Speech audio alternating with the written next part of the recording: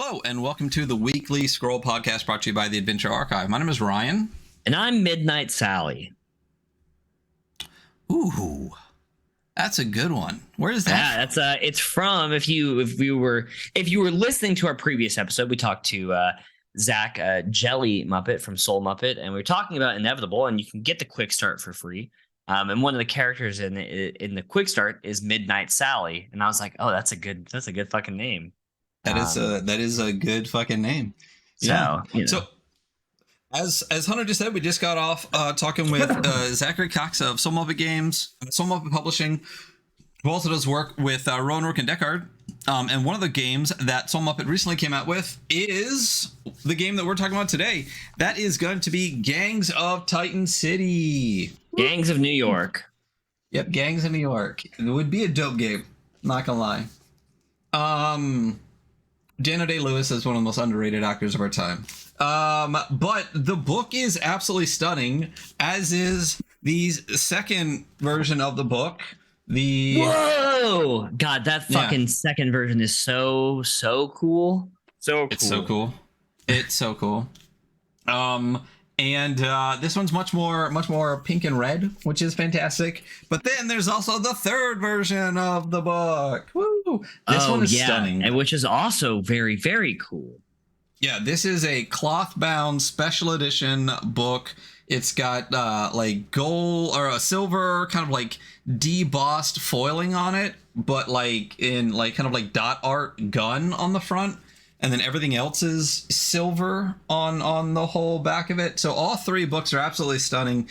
And gosh, please stop making so many covers, because then I have to buy all of them, because I've already bought all three covers for Inevitable. So while they're gorgeous, makes it expensive. And then on top of some of the other physical stuff that I don't know if you got these, but I got these with the game, is the we got the gutter sheet, which is your character sheets. We got gang sheets here. I don't know that I got those. I mean, maybe I did. I have like I said to you earlier, and I didn't say because we weren't live at the time, but I have a cabinet full of like the peripherals we get from tabletop games from Kickstarters. So it might be in there, but I don't remember. See, I'm afraid to separate it, because I will not remember that it exists. Yeah. So I try to keep it like tucked into everything else, or like stuck on top. When we move, my goal is to do a whole reorganization with how my tabletop stuff works. Yeah. So right now I'm just like collecting and I started cataloging. So if it's in there, I'll find it eventually, especially when I go play it. So. Yeah. And then what else do we get? Oh, there is a GM screen. Nice old Gangs of Titan City GM screen here. Great full page art across the whole, I guess triple trifecta art here. Those are good word stuff inside. Listen, I'm a good word user. Neither of us are tired and undercaffeinated at all. And then actually, and I love this. This is one of like the smaller bits, but it's a bookmark that has the narrator principles on one side, and then the cycle of play on the other. And that's just a nice little thing to have, because if you're actually using the book, although they all have ribbons, which is fantastic, it's nice to have this kind of really nice. Yeah. It's nice to have this kind of tucked in. I mean, layout score on this, I can tell you right now, it's going to be high. Look at all the beautiful ribbons on all three of these books. But yeah, very, very excited for Gangs of Titan City. Gangs of Titan City. Let's read the back of the book. Let's give the people a preview of what we're fixing to do. It's a grimdark future role-playing game from Soul Muppet Publishing that thrusts your characters into a nightmare supercity that wants them dead. So, I know this is got a lot of Necromunda themes. I know I have not read a lot of Necromunda. So what was your first impression of this setting? It reminded me, which is so I haven't read Necromunda either, but I have read a bunch of like 40K stuff, and it did remind me of like going through and hearing about like the Underhive cities and like these like cities that were deep in like at the bottom of these like sewer gutter land where like the poorest of the poor like eke out a survival, and there's mutants and there's like subhumans, and it's brutal and it's grim. I mean, everything about in the 40K universe is like, yeah, you're like a fucking cog in a machine. It's billions. Like everything's grim and everything's terrible. So yeah, it reminded me of that. I didn't know what Necromunda was, and now that we've talked about it, I'm like, oh, okay. So I was kind of on the nose with that. Yeah. Yeah, I've stayed far away from 40K because I already waste too much money, and I know that if I even buy one novel, I will have every army in a week. So I've stayed far away, and any of the 40K stuff I've read has been like Age of Sigmar, which is the kind of like more like hard fantasy stuff. But I know that I would love everything 40K because it's all awful and grimdark and terrible. Yeah, that's kind of like, honestly, that's kind of what loses me from it, because I think it's 40K is really good, but like sometimes it's so grim and so hopeless. You're like, yeah, nothing you do fucking matters. I'm like, oh god damn, bro. Yeah, but that's my bread and butter, baby. Give me nihilism all day. That's why I get out of bed in the morning. I played the 40K ttrpg once. And I played as the Psyker, which is like their wizard, obviously. And I ended the adventure in one session because Psychers use magic, and they have it's like magic's bad, right? It's chaotic, it's chaos. And you roll on a chaos table, and I rolled the worst roll, which opens up another nested table, and then I rolled the worst roll again. And I summoned like a chaos demon, and the guy who's running the game was like, there's just literally no way for you guys to survive this. And I was like, okay, cool. So dope. So that's not the first time you've TPK'd or ended whole adventures in one session. I've never TPK'd other than that. Name one other time that you have been TPK'd? Yeah, that's never happened. I don't know what you're talking about. John Davis murdered the shit out of all of us. That was really funny. So But yeah, so I love it. Again, as someone who hasn't read a lot of Necromunda, like it strikes me as just a really dark, fucked up kind of not in the same, I would say, cyberpunk adjacent in that it is like future tech, but throwing a lot more mutant shit. And it's like really sludgy gutter, like cyberpunk. It kind of reminds me of like the sewer people from Futurama almost, but not funny.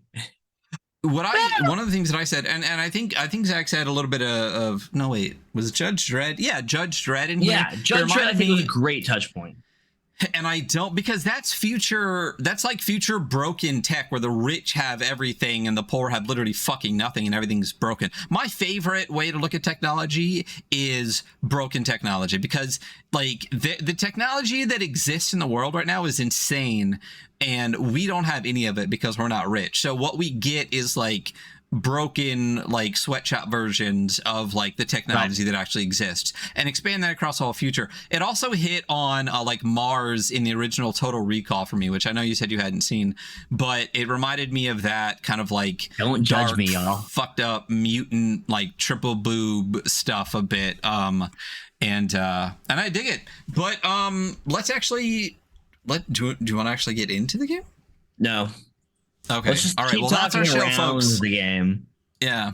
Yeah. I mean, I'm a big fan. I really like this game. And you will see why right now. Multiple wins. Gaze of Titan City. Love the art. I mean, I know that the same artist, it is Ben Brown, who does the art for Best Left Buried, does the art for Gangs of Titan City as well. So there's a through line there. And I can feel that too. Looking at the art, I can feel it's the exact same, not the exact same, but like it's the same creator. Yeah. I will say the graphic design in this book is really fantastic. It says that all body text is in Bebis New.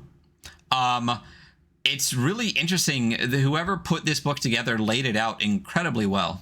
Very easy to read. And I will say, hyperlink to hell. So happy. Oh my God, it made me so happy. Like there are bookmarks, which is absolutely fantastic in the PDF we're talking.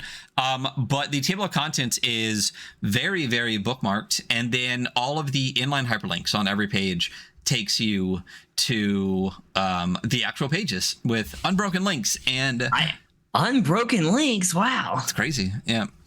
What did we go through that had broken links? I can't remember. It was really recent. So Oh, Trophy, but Jesse Ross fixed it in like a day, which is really fantastic. I already re-downloaded it and it's great. Thank you so much for doing that. But yeah, this is a pretty beefy book. It's got a lot of content, and it's got a lot of, what does it say on the back? I think it's like a toolbox. Yeah, toolbox of gang archetypes, game member playbooks, rules for arcane knowledge. The game itself, the actual core mechanics of the game, pretty small. Could fit on probably like 2 to 4 pages. But there's so much stuff in this book. This is definitely and even the way they write it, this is the campaign like source book for actually running the campaign, not just the lore, but actually running the campaign, which we'll get into.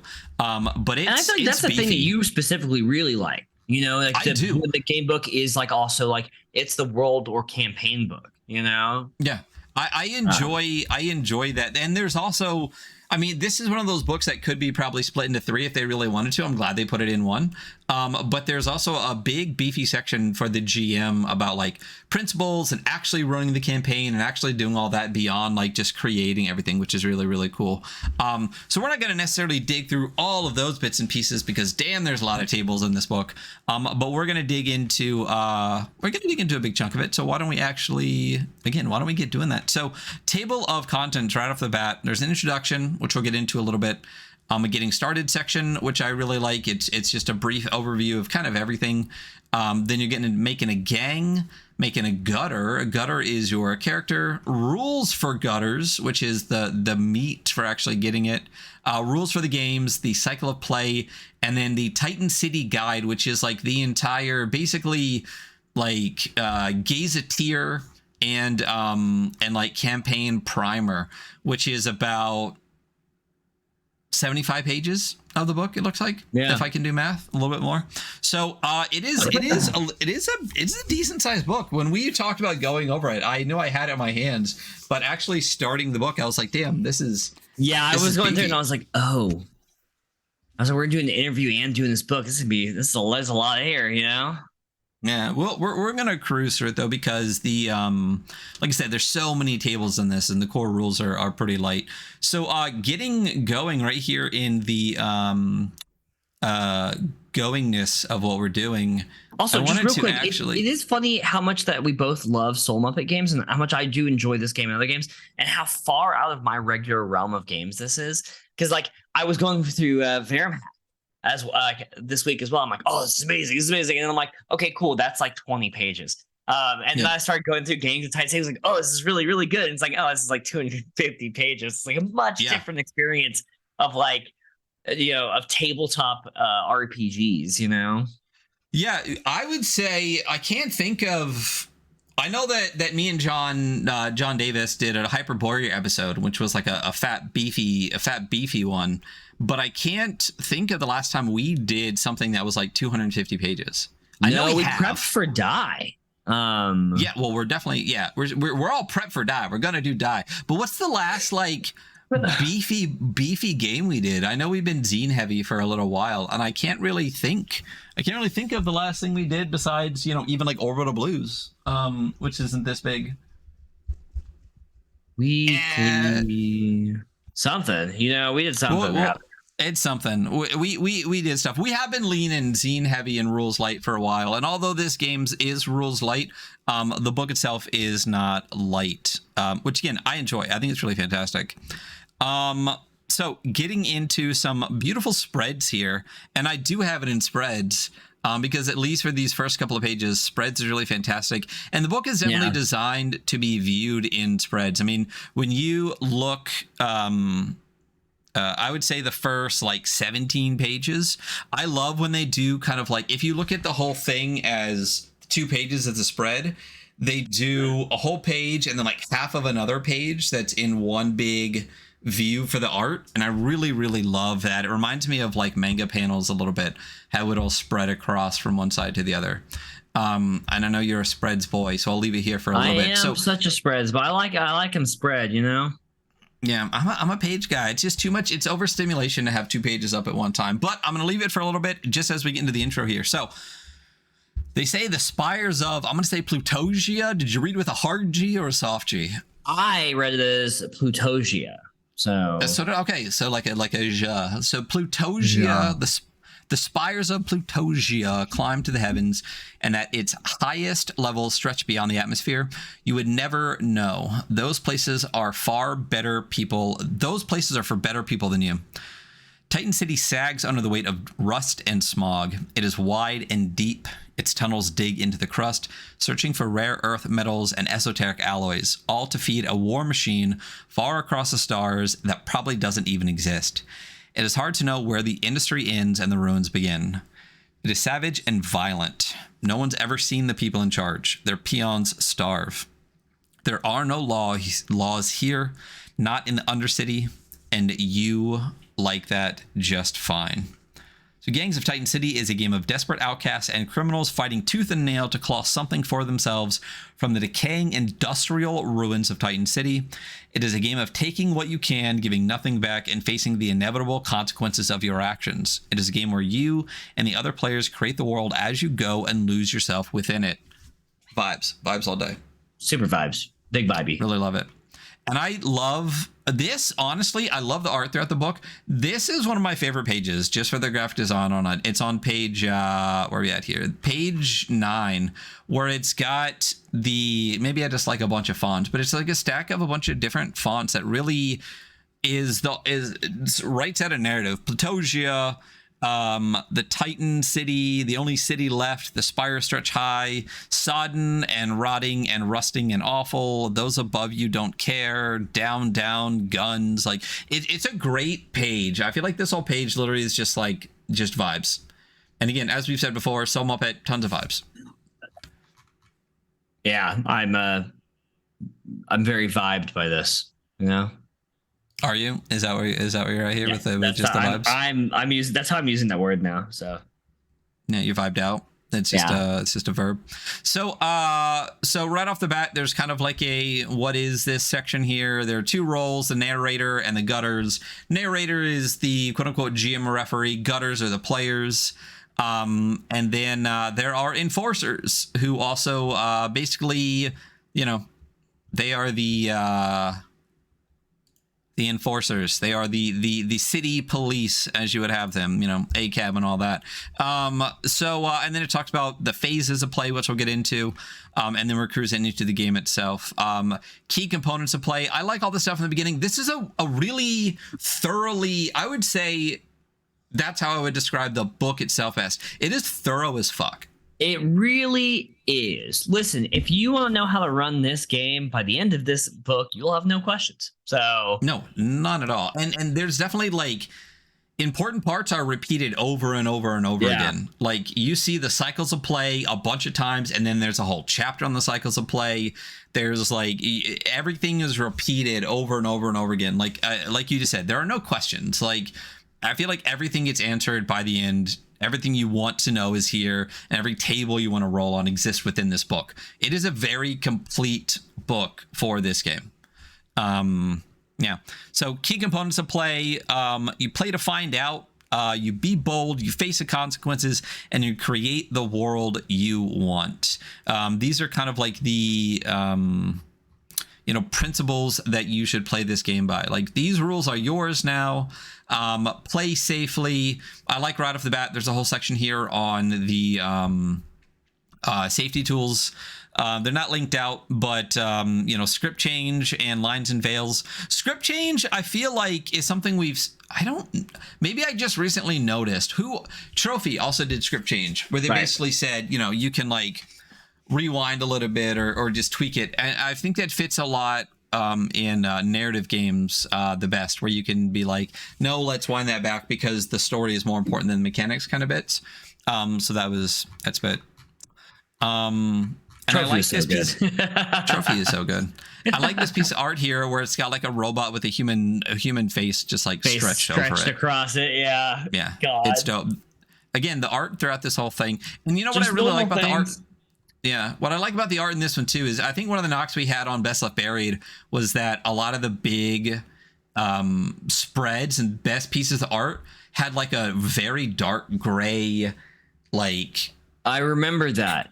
Yeah, I remember something to that effect. Yeah, they started all the chapters, and I felt like the art was like really hidden. Like it was difficult to see in the PDF and stuff because they did such a gray like wash over everything. And I like that the art is much more forward in this one. But again, the graphic design of this, I love. It's so well done. The fonts were a great choice, and I like the way that the individual pages and stuff are laid out. So Titan City primer real quick. So I'm going to kick back into spreads for that because it's a great piece of art here that shows the entire city of Plutosia. Yeah, it kind of gives you a little broken up, like here are the sections, you know? Yeah. And then, so there's the Imperial spires that rise above everything. They rise above the radiation desert and the urban sprawl. The Imperial families, which are the rulers of the city, they dwell here, high above all of us peons. They are there. Two-page scrolling. There we go.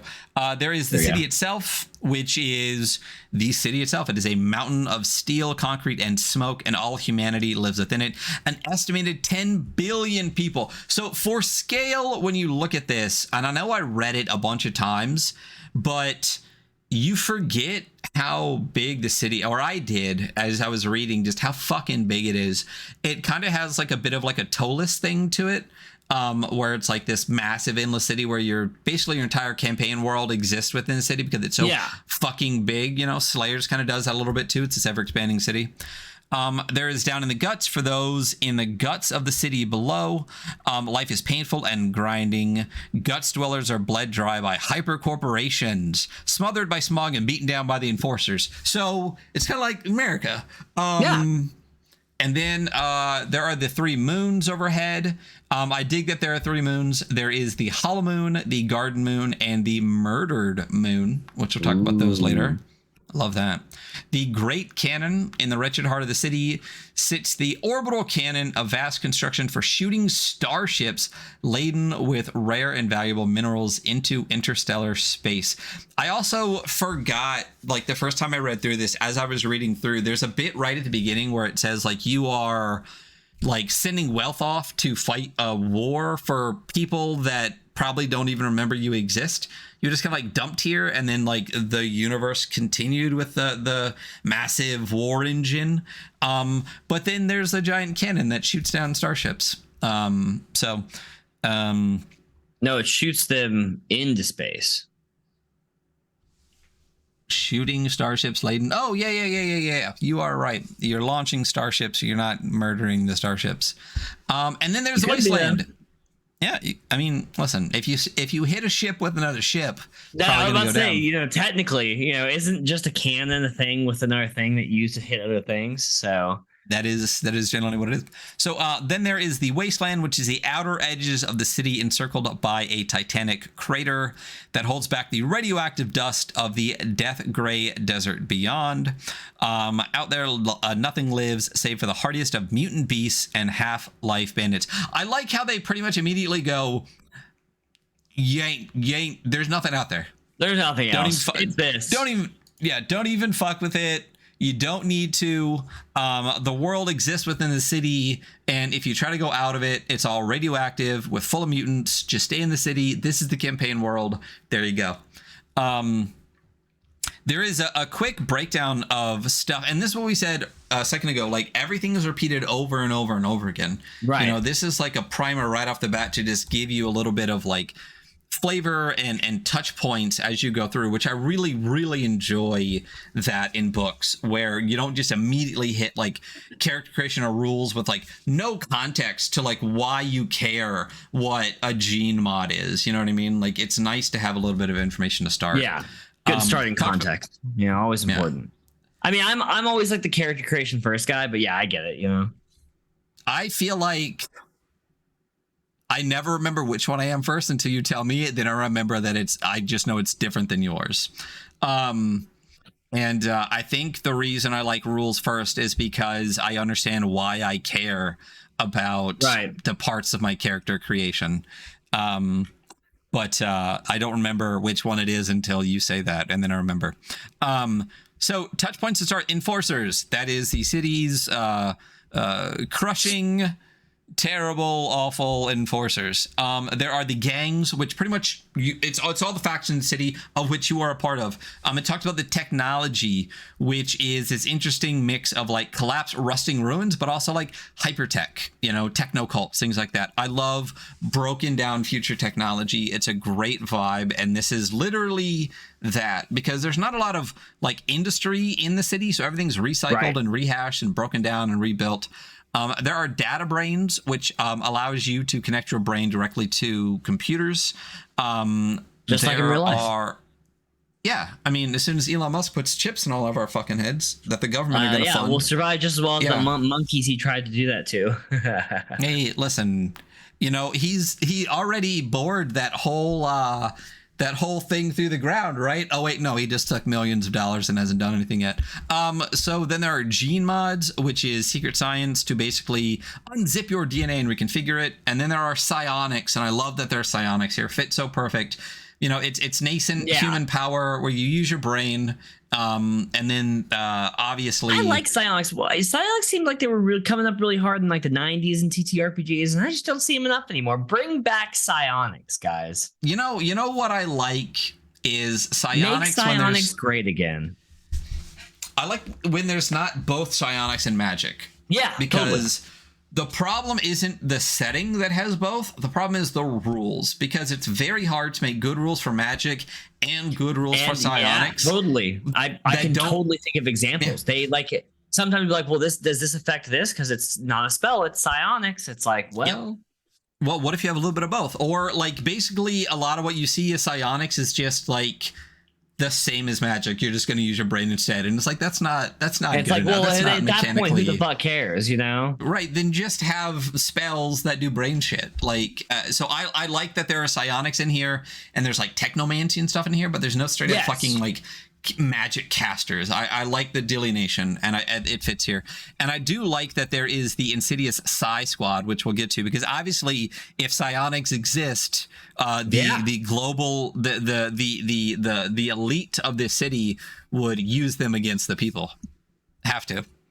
Another great piece of art. Again, this is more art heavy to start, I think. Right off the bat, in the first like 30-ish pages, there's a bunch of art, and then it kind of like drops off. But I do like that it is a little bit more art forward in the actual layout than some of the previous games. And like I said, I do like that there are like the whole book seems kind of broken into like each page is into thirds a little bit, and then a lot of them have a piece of extended art on part of it, which is really great.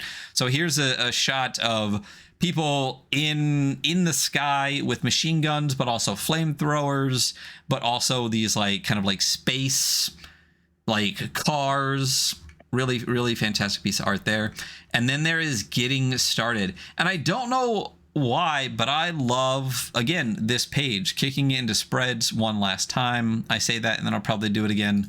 But I love when there is a huge panel on the side of a page and then big bold text on it, like this page here on 16 kind of turns sideways, and up the side of the page it just says getting started in white on black. And then the rest of the spread in 3/4 is playing as gutter. And they do that a lot throughout the book, where they'll split the pages, like I said, into art. Love it. Love the layout. I'm going to say that a bunch. When we get to the scores, you hear me say it again. Probably going to shut the fuck up about it, but I really, really enjoy it. So we're going to get into playing as a gutter. Your character in the game is known as a gutter. As the game progresses, the gutters grow in power and influence, become better equipped and able to achieve their goals. This introduces the key concepts you'll need to play a gutter. So this whole section talks about a gutter, but you don't build a gutter yet. You don't build a gutter for like 30 pages. So what a gutter is are the approaches, which are basically their skills, or their stats, your attributes, those things. They call them approaches. And I like the use of approaches here on page 18, where there are 6 of them, but they're not they're called approaches because it's how you approach a situation. There is appeal, there's calculate, there's dominate, there's exploit, there's overwhelm, and then there's resolve. So this is one of those instances where it's like sometimes if it's a stat, just call it a stat. I like that they changed it to approaches in this because it really changes the way your brain thinks about why they are what they are. And also, I love that it says approaches, see page 99, and it's hyperlinked to page 99. And Beautiful. Damage boxes hyperlinked to 102, and test is hyperlinked to 100. Listen, good fucking job to whoever put this book together. The only thing I could possibly have asked for more, and this is being picky, is if when you click, I know, right? The bottom of each page, the bottom of each page has like the chapter header. If that went back to the beginning of the chapter, this would be a near fucking perfect. Yeah. But that's above and beyond. That's bonus points at this point. So there's approaches, there's tests. So this is what I would call a post powered by the apocalypse style game, where it is kind of the standard 10 or higher is a success, 7 to 9 is a mixed success with a consequence, and 6 or less is a failure. That is the core of the entire game, really is a 2d6 mixed success roll. So I fucking love it already. In my opinion, the best rule set. There are some circumstantial modifiers we'll get to later. There are damage boxes. So damage is an interesting thing here. There's really no HP per se. Your damage is broken down into scratches and wounds, which is basically minor wounds and more debilitating wounds. You get 3 boxes, and when you scratch one, you do like a bowling alley. When you get a spare, it's a slash, and then when it becomes a wound, you slash it the other way for an X. And when you get all 3 X's, you're out of action. That's how it works. So really, if you just get scratches, you can get 6 of them before you're knocked out. I like that. I like that it's more of like a visual thing than like a numbers thing. Like I always like hit points are always this necessity that when they're just numbers, I don't think always function as well. Like a lot of the games that we're going where it's like a damage track or boxes that you can like visualize like scratching out. I don't know. It works a lot better in my brain, in my weird brain. Cause like what's 2 damage, Well, I feel like this is a pretty narrative forward game with the way that like cycle of play works and the factions work and like the campaign works and the way you build everything together. So it's nice to have it a little bit abstracted where you don't really need to like check numbers off. It's an interesting way to do it, and I do really enjoy it. What we keep saying, what was that game again? And it's literally the last game we did. Trophy has like no. Packs and Blades. That's what it was. Packs and Blades has kind of like an abstracted system. That's one I did with Kirby, where it's true. Like light wounds, medium wounds, and heavy wounds or something like that, or severe wounds, as opposed to flat HP numbers. So it's a neat way to do that also. There is Desperation, which is a it's points that you can take to use special abilities. We'll get to those as we get to page 104. And then there's specialisms, which are your specialized training and knowledge. So that is the kind of core of what a gutter is. More great art. There is loadout, which is a list of options for the limited amount of gear that you can bring on operations. And then there is experience and advancements. Advancements, much like Best Left Buried has advancements. Basically, that is the way that you spend your XP to make yourself better. And that is the core of what a gutter is. There's also playing as a... First of all, not only is it cool, I love that page. I love that 2 pages right there where, again, prior to getting to character creation, prior to getting deep in the rules, it gives you a primer. Good idea how it goes, So great. I encourage every game to put that in as opposed to, what is an RPG? I meant that with as much disdain as it sounded. And then there's playing as a gang, which is a primer for playing as a gang. So basically, when you play, you play in a gang. That's really important. The game is literally called Gangs of Titan City. Probably going to be in a gang. So there are contacts and rivals, which are funny because when you get to the tables, a lot of times it's the same table. You just pick which one's the contact and which one's a rival, and they can swap. They can swap, which is cool. That is pretty funny.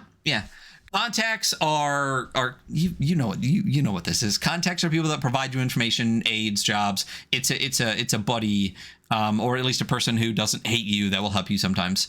Hey, will And you do me a favor? rival. Will you test that contacts and rival link for me? Oh no! Oh no, dead link. All right, we found one dead link, guys. All right, we'll have to let them know. Now I have to. Whoop! Don't watch if you get sick. I don't know why I'm not just literally typing in page like 20 and going back up. There we go. Nah, that's too easy, dude. Don't do that. Then there are rivals, which are the people that don't like you.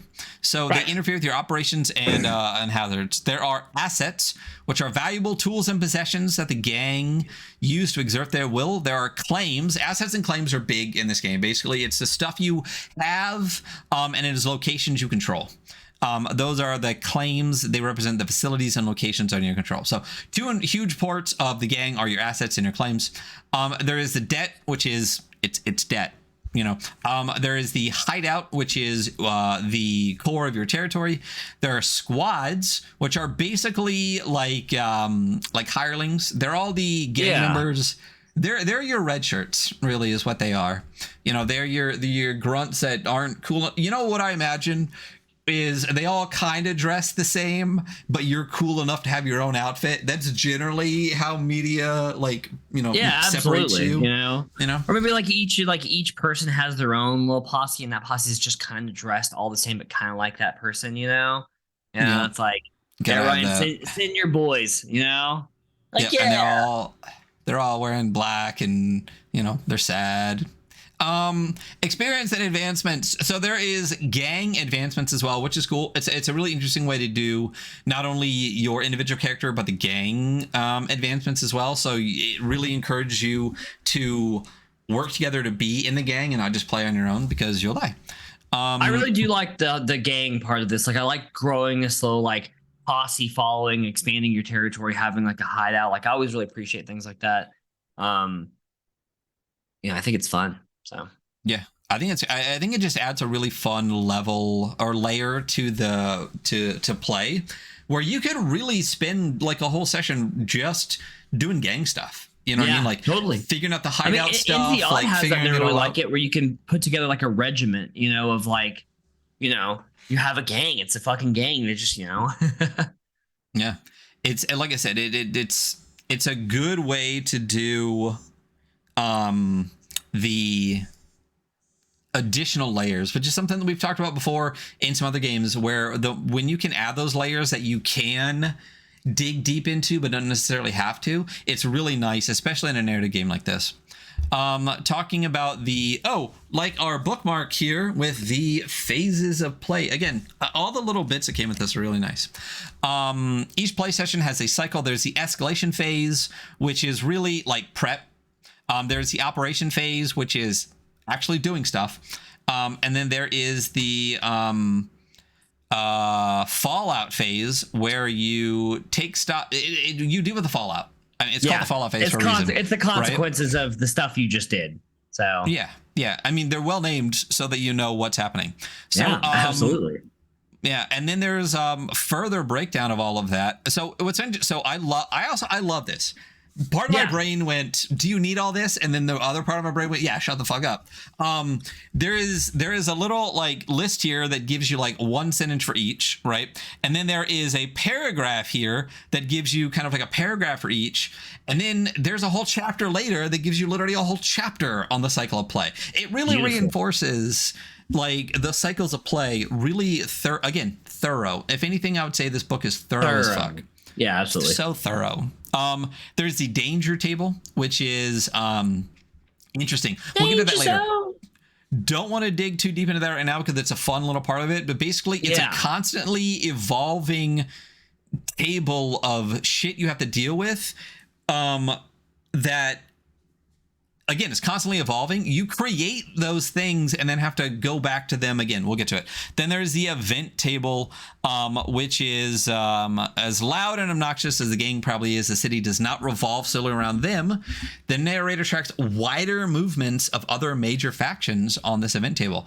So again, levels. We got levels There's here. levels to this shit, bro. Yeah, both within the context of the lore of the city itself and within the play styles reinforced in the game, which is great for that subconscious. So I also love this. I'm gonna say this a bunch. I really enjoy this game as a game, as a book that was put together and stuff like that. Again, thorough. Beginning a game of Gangs of Titan City. I love this section here. It literally walks you through the first steps of your first campaign, and even when you get to character creation, it specifically talks about making your character the first time to get you up and going, and then you don't need this stuff later. But I love that it's in here. So beginning a game of Gangs of Titan City, the narrator's first steps. The first thing the game needs is a map of sectors for the gang to exist in, a set of factions for them to interact with, and a set of dynamic relationships between those factions. The procedures for generating those can be found on page 180, which is hyperlinked. Love that. Oh, is the little one hyperlinked too? It is. That's what I'm saying. What? They did a good job. One awesome. broken link. We can't even, shit happens in export and all that kind of stuff. But so this can be done while the players are creating their gutters and gang, but it is advised, especially for your first game, that you prepare these ahead of time. So the city is so fucking big. Every campaign you do can be completely different. You can even take your entire gang and move to a different part of the city and just, like, there's 10 billion people here. There's 10 billion people in the city. 10 billion people in this city. You can go anywhere in the city and so it's endless campaign options. So, and you can literally roll all of those things up. But I like how it says the first time, you can start a campaign, you can start a session by, as the players create their characters, create their gutters, you're rolling up the world the same time as they are. I love that there's that kind of like dual prep aspect to it, but it specifically says don't do that the first time, do it beforehand, be prepped, be more prepared, be ready for that. And I know it's a little thing, but I like that there was that kind of nod to, I'm not throwing you into the deep end on this, let's throw a little bit of training wheel action on here.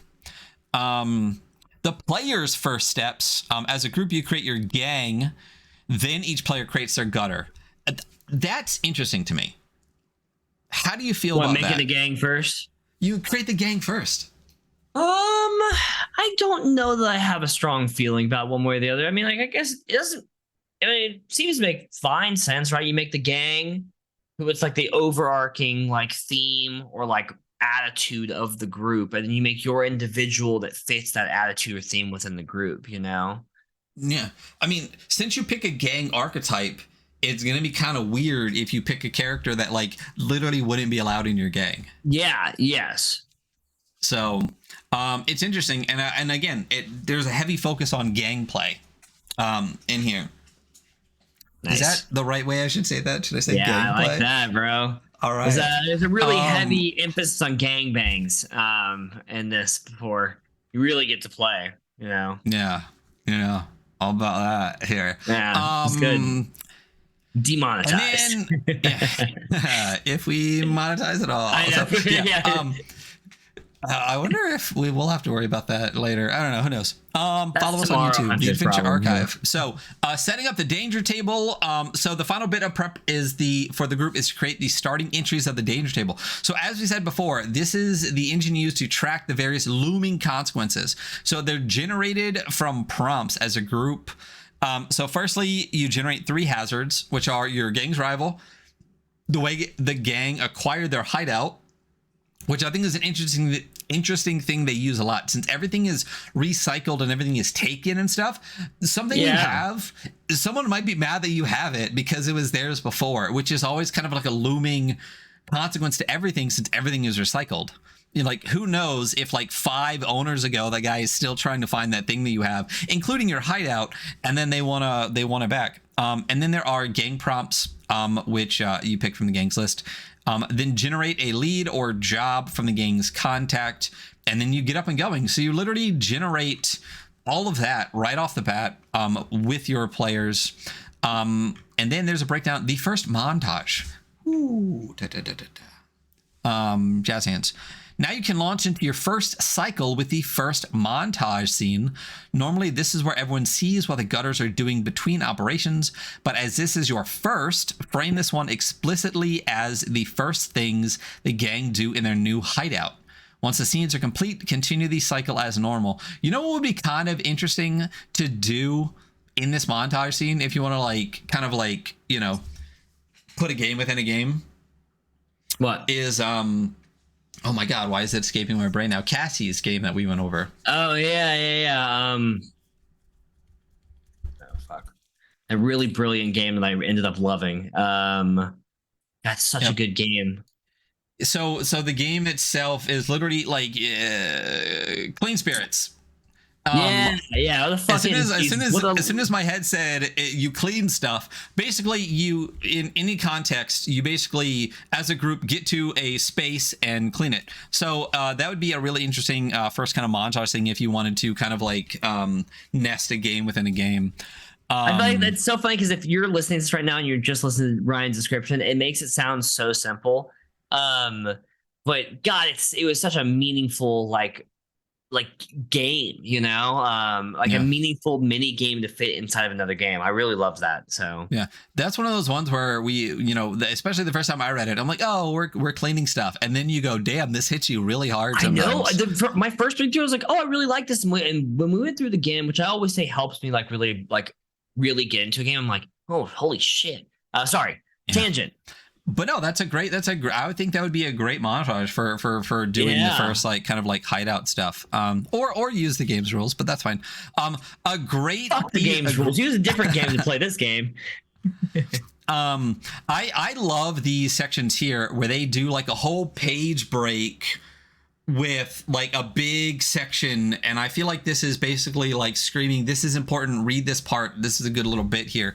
But there's a piece of art here framed underneath. It says making a gang. It's got a breakdown of the 6 gang types: consortiums, mercenaries, cultists, operatives, enclaves, overlords. I kind of wish there was a page later on this for the gutters too, and I don't believe there's one that's similar to this. But it literally says, this section will guide you through creating a gang step by step, providing guidance on how to make your decisions. Work through this as a group. You will all have to play, so make something that you are all excited to be a part of and be willing to make compromises.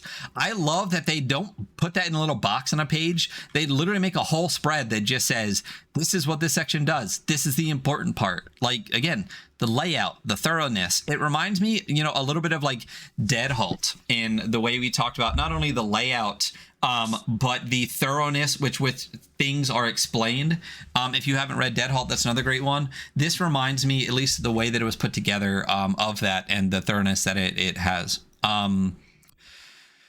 Step-by-step procedure for making a gang. So you choose an archetype, which are the 6 that I said above. You choose a name, which honestly is the hardest part for me. I'll make a million Skyrim characters and be able to name like 2 of them because, I don't know, I just end up like searching like Latin words for like death and blood and stuff and just picking one of those. Naming's my thing. I think that's where I'm the best at. I just don't. My goal is to just not think. Mm-hmm. The goal is to have no thoughts in your head. Good goal. I'm not. You're not so much like naming the character as revealing their name. You know. Look at you. Yeah, I can't do that. That's the part I struggle with the most. I got too many thoughts in this noggin. You know, they don't shut up. Shh, stop. Each archetype includes XP prompts. You're going to pick 3 of those for your gang. And again, a lot of the rules, procedures, and stuff like that are rehashed in different parts but all make sense. So the system is really self-reinforcing.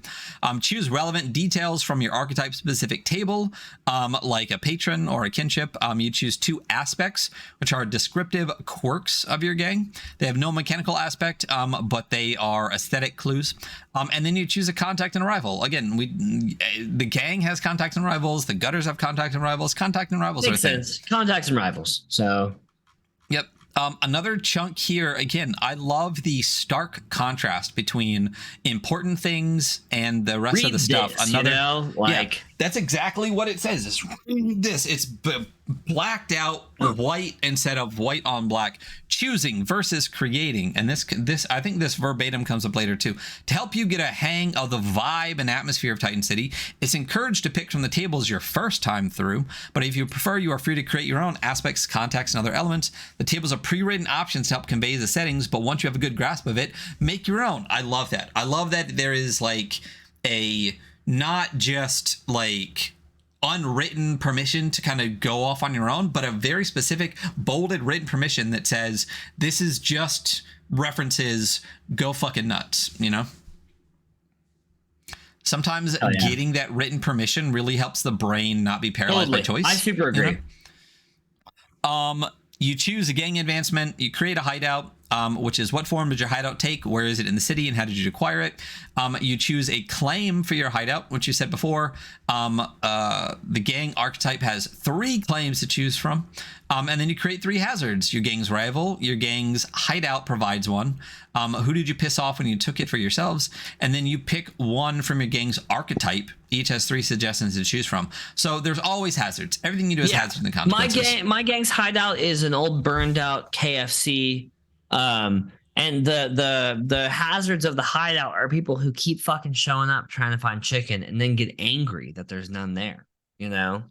Yeah, my favorite part is that in the world of Plutosia, there are KFCs. Yeah, absolutely. Listen, if I'm there, there's KFC. So hey, listen, you know what the best was? That KFC Taco Bell.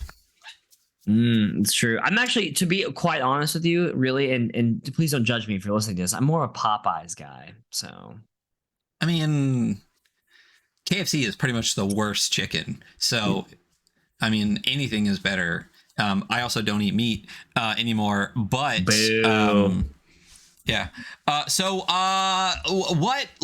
just hit one gang archetype and we'll go through that a little bit.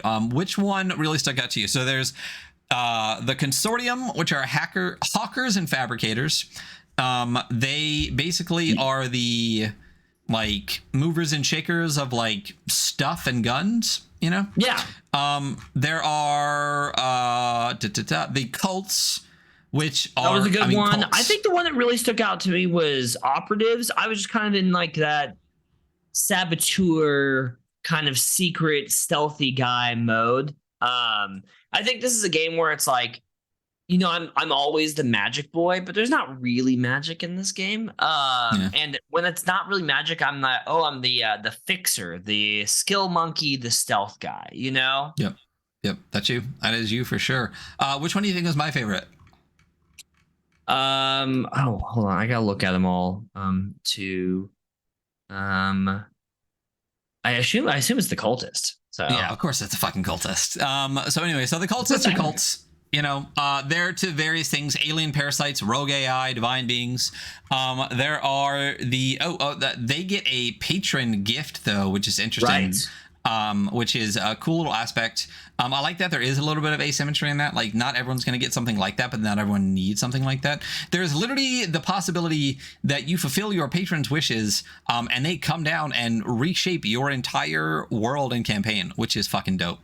Yeah, that is pretty intense. You're like, oh, okay, cool. Like, I love really over the top stuff like that in tabletop RPGs, and I feel like a lot of like, especially more trad ones, like really reel back from doing things like that. That'll really affect the whole game world. And I'm like, no, fuck it up. That's fun. I want, like I always say, like, I want to play a game with my players, and I want to not know what's going to happen either. You know? Yeah. Well, the problem with a lot of trad games, you know, especially the world's most overhyped role playing game, is that there's a narrative that has to be followed. So you being able to change the entire world does not fit the narrative. So you don't really get to do those things. The next one is the Enclave, which are the dispossessed and the outcasts. They are the people on the margins, the weak, the mutants, those kind of things. There is the Mercenaries, which is also a super fun one that I imagine in this, because they do a lot of like different aspects of mercenaries here too. So war dogs and guns for hire, but that could even be not just straight up mercs, but even just like a little punk gang of fuckaroos that like someone hires you to go fuck stuff up. It goes through the whole spectrum of that, all the way to like a well-oiled elite, like, you know, Blackstone or whatever, you know. Then there are the operatives, which are saboteurs and infiltrators. We're going to come back to that in just a second. Just want to hit all of the gang types real quick. The overlords, which are really interesting, they are the tyrants and conquerors. The enforcers could never hope to fully control the entire city. Basically, these are rich people that come down and kind of fuck everything up. This is the gangs in New York, Daniel Day-Lewis character for me, right. Kind of a bit, yeah. Which is another one of my favorite ones here. And so going over an individual archetype, so you know what gangs are like.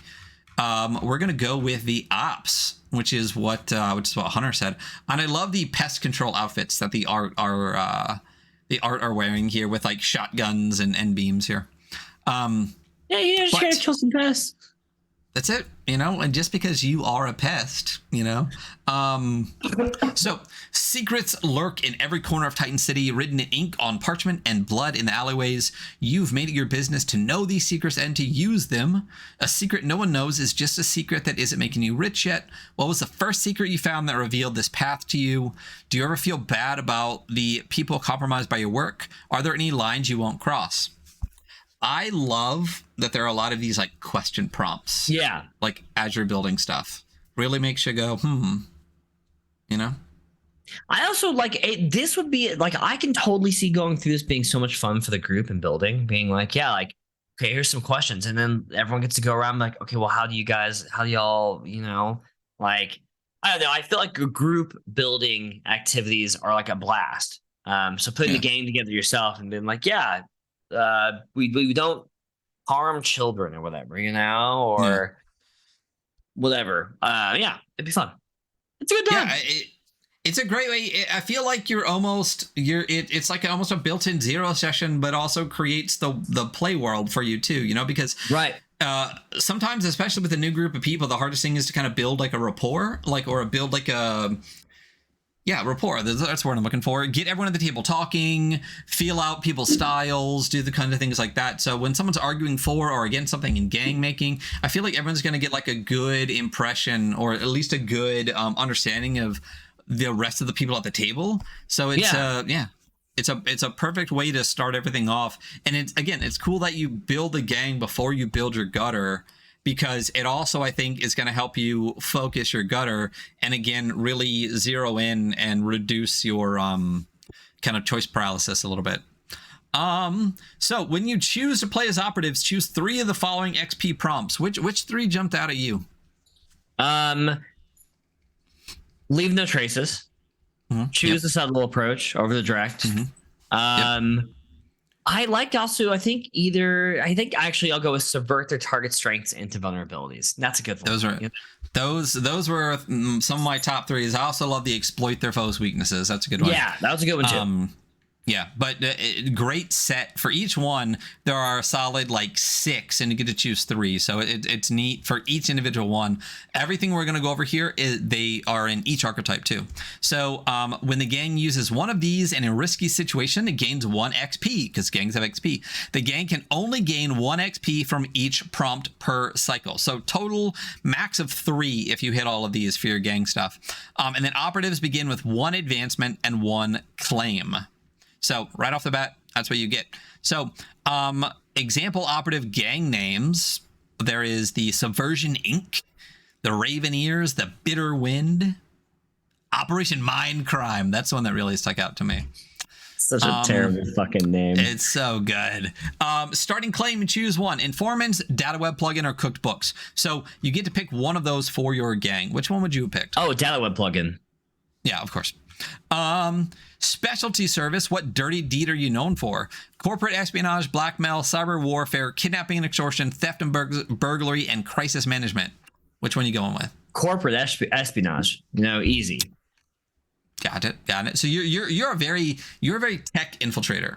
Yeah, totally. Yeah. So you're going hardcore infiltration, sabotage, like really, gaining information, like subverting them from the inside, maybe in a way they don't even realize, like immediately, Mm-hmm, mm-hmm. And then like a smiley face pops up after you've made your escape, kind of thing. Yeah. Aspects. You get to choose 2 aspects. Well, I was really trying to think of what it says around the smiley face in Ghost in the Shell. I was gonna start saying that. You know what I'm talking about? The Laughing Man. Yeah. I can't remember either. Yeah. Oh well. So aspects. Which 2 were you going for your ops gang?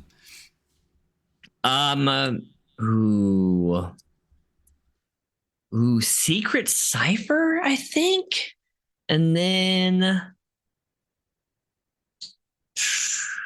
cool sunglasses. No, yeah, I don't know. What do you pick? You pick some. So there's Secret Cipher, Incomplete Database, Matching Suits, Cool Sunglasses, Tinted Windows, and Alternate Identities. So the I think aspects alternate identities for what I'm going for, actually. Yeah, I think alternate identities works for what you're going for. So again, aspects aren't mechanical at all. It's just cool shit that really rounds out your stuff. So cool sunglasses and tinted windows. It's meaningless cool shit. I'm like, fuck, wait, which one do I want though? Right? I mean, aesthetically, this is what you get. Matching suits or alternate identities. So op gear. You get a disguise for each gutter, a signal jammer, a forged evidence, and a stolen password. So that's the gear that you get. And then there are operative hazards. You have your own secrets. It may only be a hairline fracture, but what lurking issue is poised to bring you significant difficulty down the road. There's In Too Deep, which is a previous job had unexpected complications, and those people might be after you still. And then there's the Obsessed Investigator. Someone is doggedly on your heels, what originally set them on your scent. So those are hazards you can choose from. And then there are examples, contacts / rivals. As I said, you choose one who supplies you with information and jobs, and one whom you stole from recently. One is a contact, the other is a rival. So it could be either, and they could even switch. So out of these 6 rivals here, which one or which contact and which rival would you have picked from these guys? I think we have the Web Baron as our contact. Okay. And I think that criminal syndicate cell as our rival. Nice. So the user 15-40 Data Web Baron, having personally built their sector's data web nexus, user 15-40 is theoretically privy to an enormous amount of information, which could theoretically be enormously valuable. But that's all enormously theoretical, of course. This is the guy that I imagine you go over, and he's like the weird nerd dude in like his basement, but his basement is like a huge room of like computer monitors and stuff. It's like sitting there typing. It's like the lizard people are here, man. You don't even know. Oh gosh, who is that character from Firefly that gives him but it's in the Serenity movie right off the bat? The guy that's everywhere. Oh, you know what I'm talking about though? Yeah, I do know who you're talking about. Hold on. Doesn't he die in Serenity? He does die. Yeah. Spoiler alert. Yeah, that guy. Honestly, if you haven't seen Serenity by this point, fuck you. Yeah, we don't want your business here. From us to you. Wait.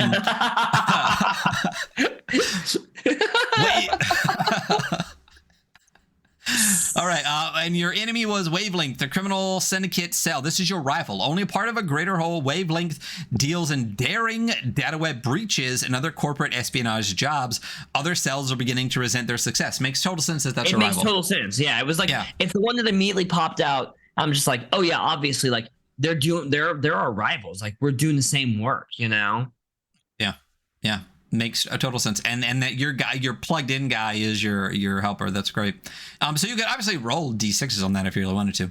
I like, what I like is that all of these they're pretty much always 6 or 3 or whatever for all of these, but I love that they're not numbered. Yeah, totally. They don't really need to be. You can pick them, like, know. Because it says you can roll on everything, and you can without numbers, but I feel like there's like a subconscious implication whenever it is numbered, when there are numbers, that people you have to fucking roll on it. You don't. I love that what's so funny is that my player characters in my table do not feel like that. What? If there's numbers that they have to roll? Yeah. And I'm Maybe it's just my dumb brain. I'm like, oh, really? Like, no, because I totally feel the same way. I'm like, it's numbered, so roll. Pick. Yeah. Right. But yeah, I had that moment a couple weeks ago playing with him. I was like, oh, you guys don't feel like that. I definitely do. So. Well, they're newer to RPGs and stuff too, right? They are, yeah. See, we've rolled on things for so long that totally. But it's funny because only one of them's ever played Dungeons and Dragons. So. Oh. I have a table that I have all played Bastards, and I come and play Vermhack, and I never played D&D. So Hey, listen, good. yeah, Good. this is the future liberals want. Yeah.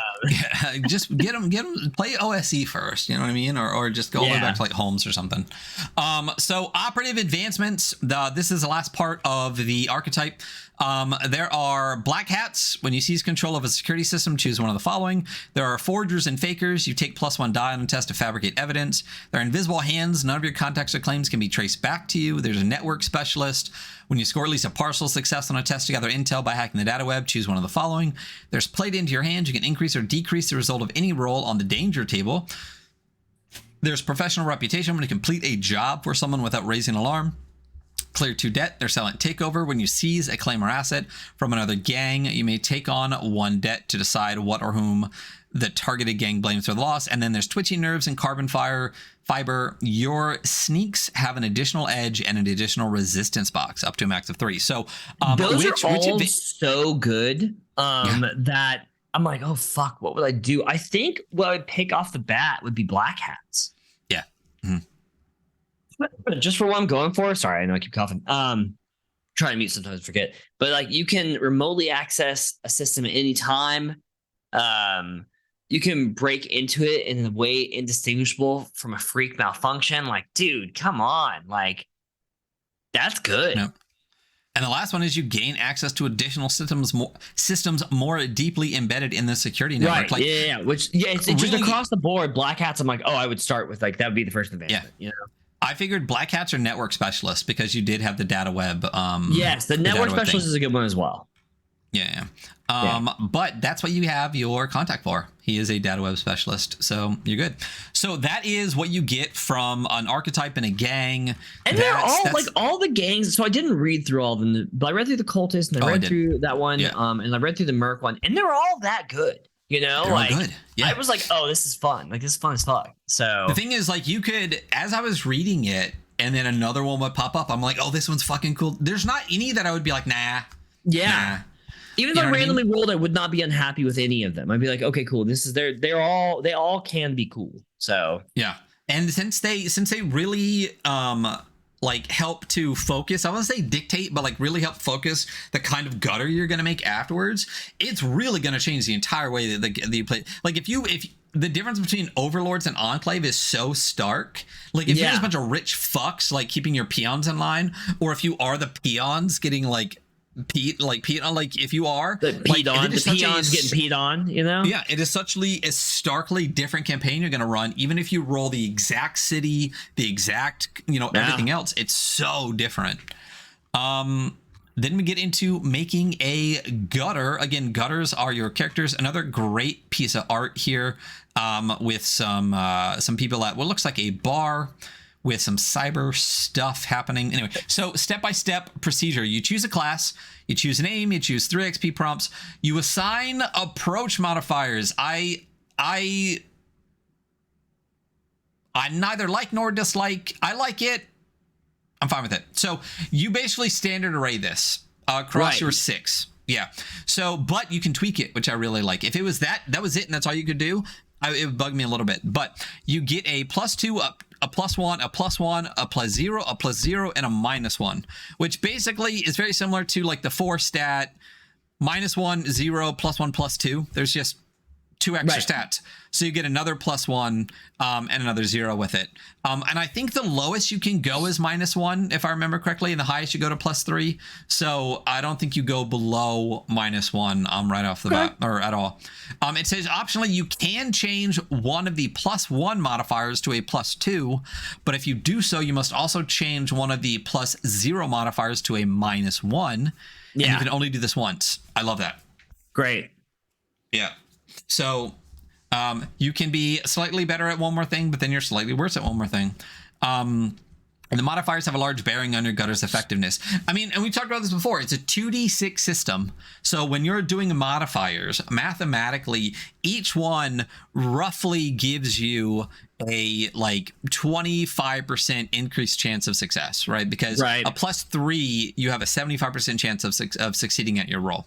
So a +2 is pretty fucking big. I mean, that's like a 50% chance of succeeding. It really is, 7, yeah. I mean, it really. I mean, it's a bell curve. So like the highest points I think are like 7. So +2, I mean, it 7, peaks, 8, 9. You're almost there. So well, and so the thing too, though, is if you make another one that's a -1, a 6 is a miss. So if you have a bunch of -1s and you roll average, you're gonna miss a bunch. Yeah. So I like this little spread here. Okay, so another big, great design. I just love the black and white and the stark contrast. Like this has got like a little bit less than half of a page. There's a black section. Aspects have no mechanics. While some aspects suggest a gutter has cybernetic implants or genetic modification, remember that they actually grant no inherent benefits. A technomancer's optical implants aspect functions only as well as an organic eye. If you want to expand its capabilities, invest in gaining a cybernetic augmentation advancement. However, there are circumstantial bonuses where if you do something cool with some of your aspects, what is it called again? Not the narrator. Is it the narrator? Yeah. It literally says the narrator. So basically, aspects are not mechanical. And if you want to make them mechanical, get advancements. But if you narrate it super cool and do something super cool, the narrator can choose to just give you a +1. Yeah. Cool. I nice. love that, Yeah, but it's a circumstantial bonus. It's also like it's a little bit of like a narrative advantage kind of situation, but it's not advantage. Yeah. Listen, I'll give somebody a +1 for narrating. I want to have a fun time playing this game as well. So I don't want to be the best narrator at the table. If you can out narrate me, you bet you're getting a +1, motherfucker. I'm down. Yeah. So absolutely. All right. So you pick aspects and personality traits. You choose a contact and a rival. You choose your specialisms. You choose an advancement. You note your gear. And that's how you make a gutter. So choosing versus creating. This is the same thing above, just on the side instead of the top. But basically, as it said before, it's encouraged you to pick from here first. But once you get the hang of it, make your own shit. Because it's 10 billion people. So getting to know each other. Finally, using the following procedure to generate bonds between your gutters. For each set of questions, 2 players whose characters fit the criteria answer one of the appropriate questions. Both players must agree. I love this. This is more like party building. This is like a corporate retreat. This is trust fall time. This is what you're building here. You know what game does this really well as well that we've never talked about in here? I've mentioned it several times. A cipher system does something very similar. When you're building your character, it's like you and this other character have this relationship as long as you can agree on it. We should go over that sometime. We should. Yeah. I mean, I think we got our next 6 games planned out, but at some point, whatever. It'll be one day. We're going to do more than 6 episodes in the future. So yeah. I mean, I think this is 85, bro. We only have 15 to 100. We got to start figuring shit out. So choose 2 characters who are cut from the same cloth, and then there's 3 prompts for asking and 2 players choosing that one as their prompt together. Choose 2 characters couldn't be more different. Choose 2 characters who go way back together. Choose 2 characters who offer each other a grudging respect. And choose 2 characters who share a peculiar kind of bond. I love that. I love that building there. And then there is a very interesting piece of art here with what looks like Ron Perlman looking at a floating skull with an eye using its spinal cord to pick up pieces. That's definitely Ron Perlman. You can't tell me it's not. It really is. And then this is your piece of background art here. Yeah, it is. Extremely dangerous, approach with caution. This is an example character. So this is Bolin. Nicknames, appellations, and cognomens. Bolin the Bruiser. The notable features are bulging muscles and cigar smoke. The XP prompts are bloodshed, overindulgence, and going too far. The personality traits are reckless, ferocious, and not confident, because there's a minus by it. Ooh. The modifiers are +2 to overwhelm, +1 to exploit, +1 to dominate, -1 to resolve, 0 to calculate, 0 to appeal. And the known associates are Exilin, the bounty hunter, which is a contact, and Skorgid, the gang capo, who is the rival. That's a whole character right there. Pretty easy peasy. Very easy. Yeah. Yeah. There's a whole great page here. I love also that, again, this is white on black. It's an important thing to read. Like the layout. So Slayout's character getting at creation least example. a 5, you know? Yeah, this is a slayout. That's what this is. Whoa. Yeah. So there's a whole full page talking through Sarah the player creating Bolan the Bruiser. It's great. Read it. I really enjoy it. It gives you all the different bits and pieces of it. So then there are classes. So you're gonna make a class. We got the aberration, which are different but still human within. Yeah, they're basically fucking mutants, right? I mean, they are mutants. They could be fucking mutants. That's too. Sure. There is the broker, which is the deal maker and the handshaker. There is the bruiser, which is talked about with Brolin. They are the deadly close quarters combatant. There is the marksman, which is the skilled shooter and guerrilla warrior. Very cool. There's the mastermind. Look at that. Reminds me of the father from Fallout. I didn't play enough Fallout. Fuck out of here, bro. I got to the first gas station in Fallout 4. I built it up, put a toilet on the sky. 2, buddy. I'm talking before. I'm giving you my whole Fallout experience. I got to the first gas station in Fallout 4, built out the entire thing, put a sky toilet on top, and never played it again. Sounds all right. It's just not my vibe. Post-apocalyptic, it's just not my thing. So the mastermind is the devious thinker and the master of lies. And then the psionicist is the awakened mind, the wielder of the mind's might. And then there's the specter, which is the unseen hand, the knife in the dark. That was definitely the one that I was into for filling out my whole saboteur, Oh yeah. We'll go through that in just a second. And then there is the technomancer. I think every time I kept scrolling, I was like, there's another one. I know. Me too. I honestly, dude, I actually passed by the technomancer my first way through. And then earlier I was like, oh, there's another one. So yeah. Another one. The technomancer is the technological expert, which is more machine than human. And then I think that's the last one. That's the last one. So we're going to go through real quick, just so you know, we're going to go through the Spectre, which is the perfect infiltrator. The art is great. It is a character in kind of fancy-ish clothes. Fancy-ish clothes, yeah. Yeah. But they have hidden secret inside the old fisticuffs guns that pop out, exactly like you think. And they also have this digital face. I assume the face would cover their face so it doesn't look like their face. But it looks like a digital mask they're pulling off, Yeah. So this is the unseen hand, the knife in the dark. You walk hidden paths and weave webs of carefully placed lies, evidence, and secrets. You've never found a door that could keep you out forever. What keeps you from settling for a more mundane profession? What risks will you always take? What risks will you never take? What was the most valuable thing you ever stole? So this is set up exactly like a gang, which is great. Yes. Because you just already know how to do this because you've already made a gang. So what were the 3 XP prompts you're going to pick for your Spectre? Subtlety, stealth, disabling security. Nice.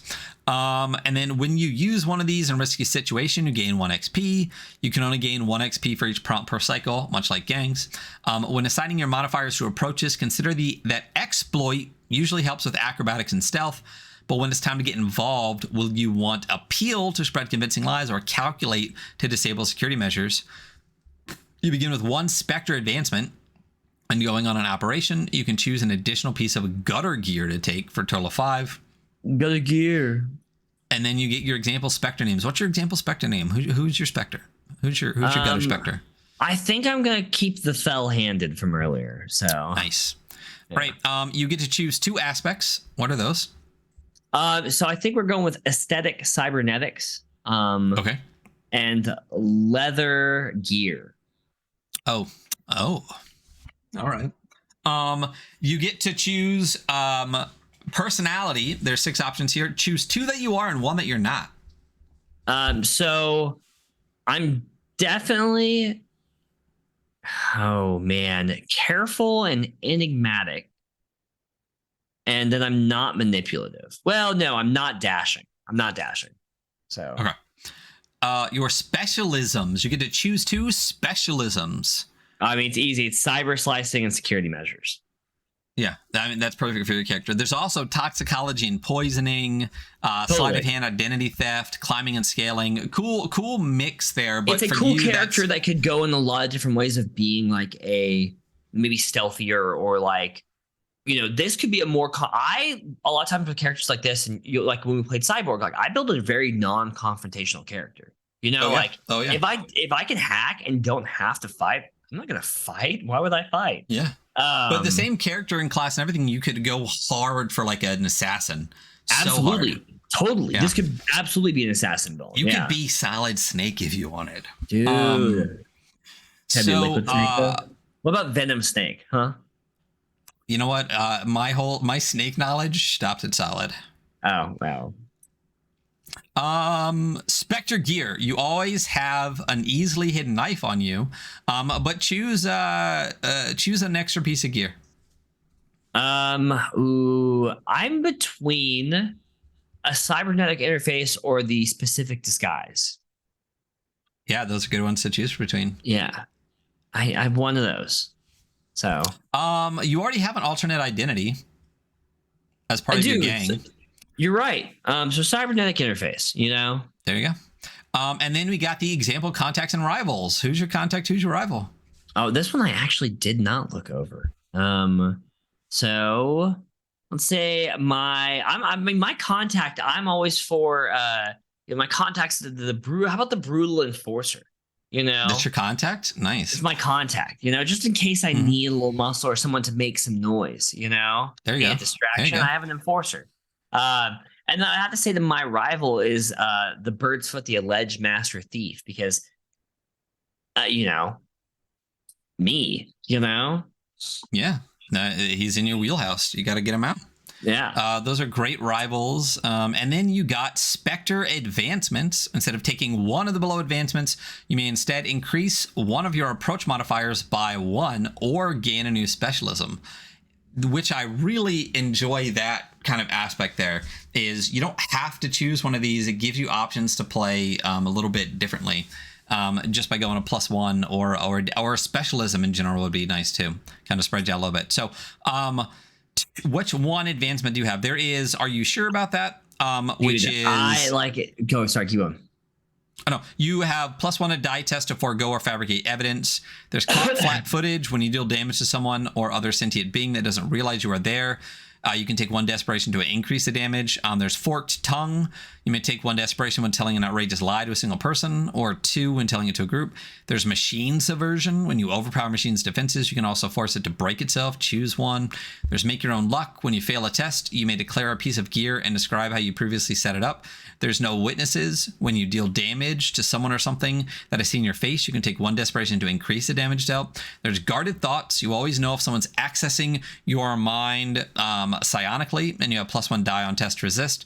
And there are steps like shadows. You may take 1 desperation to attempt tests normally impossible to other gutters involving moving unseen. So which one are you going with? God, there's so many good ones. Like, this is a brutal one because there's so many good ones. I think.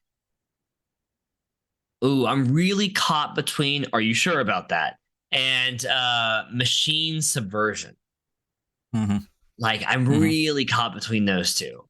I mean, but this is like, once again, this is one that's like, they're all good. Like, I would take all of them eventually, like they're all good. Yeah, absolutely. I mean, I based on your character, my assumption when I was reading these is machine subversion. That kind of fits what you were going for a little bit. It does fit what I'm going for, Yep. So that is Gangs and Gutters. Next, we're going to get into the basic rules. And then really after that is a lot of tables and stuff. So like the whole second half of the book is just a lot of things.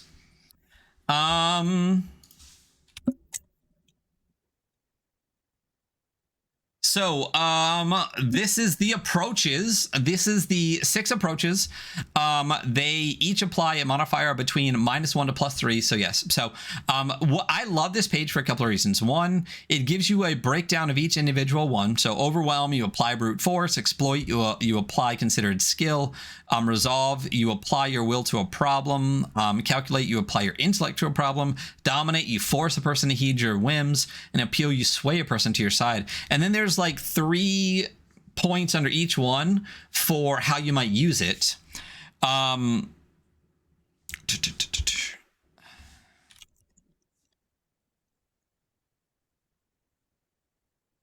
then underneath, what's really interesting is they said to help you understand which approach you use, these are paired off. So overwhelm and exploit are the physical pair, overwhelm being a direct application of physicality and exploit being a careful and delicate approach. Then there is resolve and calculate, which are the brute force, which are the mental pair. So resolve is brute force application and calculate is precise application. And then there's dominate and appeal, which are the social pair. Dominate is when you force, appeal is when you coerce. So I like that there are 2 for physical, 2 for mental, and 2 for social. It's neat and how it's paired off. It's a great way to, and especially since they are approaches, not stats. So you can really dive into one versus the other, especially when you're doing character creation. I actually wish this was in character creation. I do too. I also wish that here it had the standard or the array spread, just so I could look at and be like, oh yeah, what was the array that I was gonna like? Because it's like, you know, +2, +1, +1, 0, 0, 0, -1, I think. Yeah. But if they put the array in the top right here, and this page was in the character creation, this I think would be perfect. I mean, again, you read through the book and then you come back to it.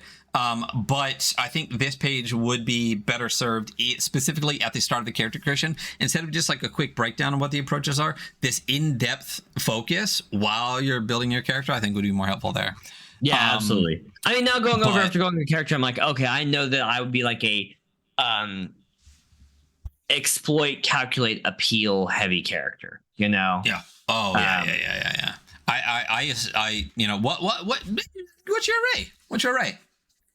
So it's +2, +1, +1, 0, 0, -1. Is that what it is? +2, +1, +1, 0, 0, -1. Yep. Cool. I have a huge, massive brain. So I'm definitely doing a +2 to calculate, you know, like apply your intellect to a problem, solving efficiently, hacking a terminal, creating complex symbol, solving difficult equation. Definitely my guy's a brain guy. Which funny because I'm a dumbass. And then I think I do my +1 to appeal, right? So I can talk my way in and out of situations. I'd put my other +1, I think, in resolve, actually. And then a 0 in exploit, a 0 in dominate, and a -1 in overwhelm. Like, my character is not a brute force character at all. Like, dominate, yeah, I can try to be intimidating, right? I'm probably just okay at it. But yeah. Yeah, I think that's a good spread. I think it really, really what a great stat alternative, really. You know, yeah, like I think it's fantastic, because don't forget also you could actually throw like another -1 on there if you wanted to make one of the other ones another +1. You do get that that one tweak. So it is really nice. I do enjoy, but I also like, I mean, another cool thing about 2d6 is that small numbers that have big impacts, right? So like, absolutely, yeah. Listen, a -1 goes a long way. Yeah, you know, but like a +2 on a d20 system, not really that great. Yeah, who cares, really? A +2 on a 2d6 system, fucking huge, fucking massive, so fucking big, so just Awe-inspiring. So this is a piece of art we've actually seen before. So they reused the skin on the That's a good one to reuse, face. actually. I'm like, yeah, don't mind that one at all. Yeah, I like. Wait, have you seen Doctor Who? Yeah. Okay, moisturize me. Yeah. The last human. I was real quick tangent, real quick. In our interview earlier, I was in the chat talking to Ozo and talking about like the next time traveling sad cowboys, and I commented, I was like, oh well, that's just a Doctor Who game. There you go. Man. So the test. So this is I'll call a post PBTA game. It uses PBTA. PPBTA. Yeah, I still need to find that article on Twitter. I did not come up with that. Someone else did. I wish I could find it so I could talk about it. But it's 2d6 plus modifiers. 10 plus is full success. 7 to 9 is partial success. 6 or less is failure. We already talked about it. You know what that means. So, and then there's examples here. Full success, full success, you get what you want. Partial success, you kind of get what you want, but there's a consequence or just like a partially achieving your goal, and then a miss is a miss and you get a bad outcome, and that sucks for you. Sometimes you'll get to roll additional dice.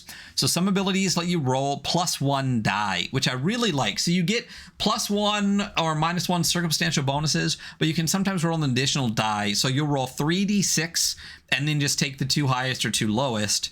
So you get both kind of options as modifiers there. And no matter how many instances of +1 you have, you only ever get to roll 3 die. That's it. There's a circumstantial bonus we talked about before. So basically you can grant a +1 bonus or a -1 penalty for situations where you are in, a favorable situation or an unfavorable situation to you, to your character. And then there are desperation rolls. This is an interesting one. So gutters have access to desperation, which can be used to push beyond their normal limits. Once a player rolls a test, they can take 1 point of desperation to re-roll 1 die from that test before determining its outcome. The player can take multiple points of desperation to re-roll multiple dice, but each die can only be re-rolled once, and when re-rolled, that result stands even if lower than the originally rolled. Depending on your group, you might allow dice to be rolled one at a time to allow for more fine control, or decide that they all have to be re-rolled at the same time. So it reminds me kind of the of Trophy again a little bit, how there's that extra die you can keep tossing in to like keep re-rolling stuff. It's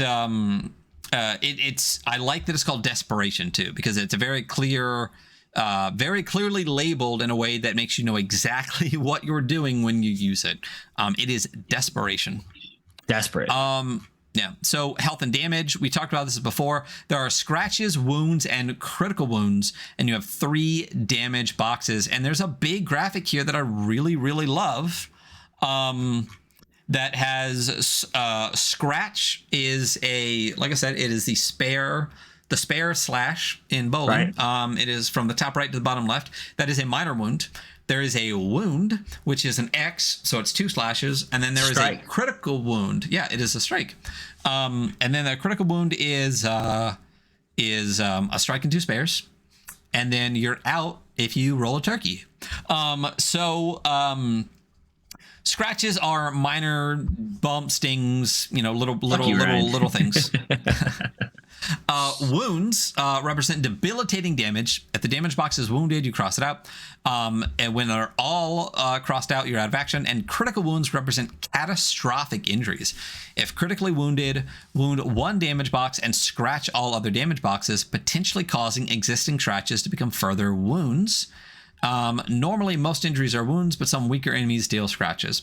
And then, should the level of damage increase beyond a critical wound, a gutter is knocked out immediately.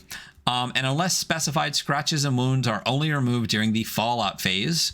Page 159, and it's hyperlinked. Love it. There's a whole section here for out of action. And it's interesting because what took you out of action can make a difference in if you're dead or not. So Totally. when you've been knocked out of action, you drift between life and death. They are completely vulnerable. They can be kidnapped or murdered really quickly. So if what knocked you out was a scratch, you take 1 desperation and describe what inspires you to cling to the mortal coil. I love the little bit of narrative bit. Toss that in there. It's not just rolling dice. Explain to me why. Wound, you gain a trauma, which we'll go to. How has this ordeal pushed you to survive? What vicious scar will you bear? And then there's critical wound. The gutter dies instantly and unceremoniously. So if the wound that knocked you out was a critical wound, you're just dead. I like that. It's simple. It's easy. Brutal. Quick way to come back. And because the wounds are more abstracted and it's not a specific number, you can just like decide how you're going to come back and keep going. So I guess my question here, and I think maybe it's answered later. Taking damage being left out of action results in death. Out of action can be patched up by characters with specialized medical equipment. When patched up, the gutter is no longer out of action but retains all their scratches and wounds. They may only move slowly, and they must take 1 desperation to take an action that requires a test. If the gutter survives to the end of the operation, they can treat their wounds as normal. So here's the thing. Once you're knocked out of action, you're still fucked. Like, you don't... Like, all your scratches and wounds are still there. You can still take damage, which can knock you out again. You move slowly. Every action you try to do requires you to take a desperation. Yeah. I mean, you survived, quote unquote. You know, You do survive. like, I mean, you're alive. So yeah. you better hope this is towards the end, not the beginning. So desperation and trauma. So desperation, the Undercity is never easy. Gutters are thrown up against impossible odds. You can take desperation to re-roll a dice. We explained that before. Your characters begin with 0. Yeah. And then there are traumas. As they gain desperation, gutters develop traumas that alter their personalities. Desperation cannot increase beyond 8. Should you end a cycle with 8 desperation, you remove all desperation, you burn a contact, and it has narratives for that. Add a result to the danger table representing the backlash of burning a contact, or creating a rival, and then you take a trauma. Choose an appropriate result for one. So there's this burning contacts in black. Narratively, burning a contact doesn't necessarily mean they are gone or dead, only that they won't deal with you anymore. Your former relationship means nothing now. When you burn a contact, describe what happened to sever your connection, what is a conscious decision, etc., etc. Don't forget that at the end of the session, gutters can get XP if their traumas influence them to do something foolish. Like, there's literally narrative to, like, do dumb shit, right? You can get XP. Gutters cannot have more than 4 traumas. If they would gain a 5th, they perform their final action or finish the operation and retire utterly broken. So if you survive long enough, you will eventually get 4 traumas and you will retire as a broken gutter. There's a list of traumas here. I like that the traumas are not super specific to real life stuff.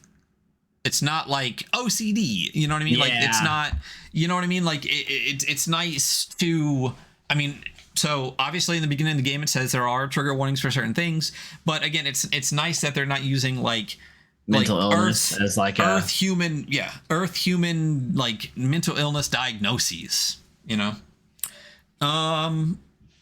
Apathy, you just can't care about it. And the other cool thing about this is there's 3 questions under each one, like how the trauma affects you, right? So apathy, you just can't care about it. Why do you think it is pointless? What was the breaking point for you? And how do you react to others who still care? There's also dependence, which means you need it. There's hatred, which means you despise it. There's obsession, which means you must have it. There's stricture, which means you are above it. And there's weariness, which means you are tired of it. I think those are great. They're fantastic. Yeah. I mean, and after so many losses, you know, so many things happen. Yeah, you might just become apathetic. You know, whatever. Yeah. Like, what's even the point? You know. Yeah, and again, they're broad but specific, I guess. You know what I mean? Like, you can, because of the way that they ask the narrative questions, you can make it more specific to you. But it's broad enough that, again, it doesn't feel like, again, we're attacking mental illness or anything, which is well written, I think. Okay. What game I'm doing this again. I'm sorry. We've done this so many times. What game did we review? Is like a few months ago, and your character started to become more weird as stuff happened. Like you had a door open up in your mind. You're like, what game was that? I was thinking the other day about that, was how good that was, but I can't remember what it was. You know what I'm talking about?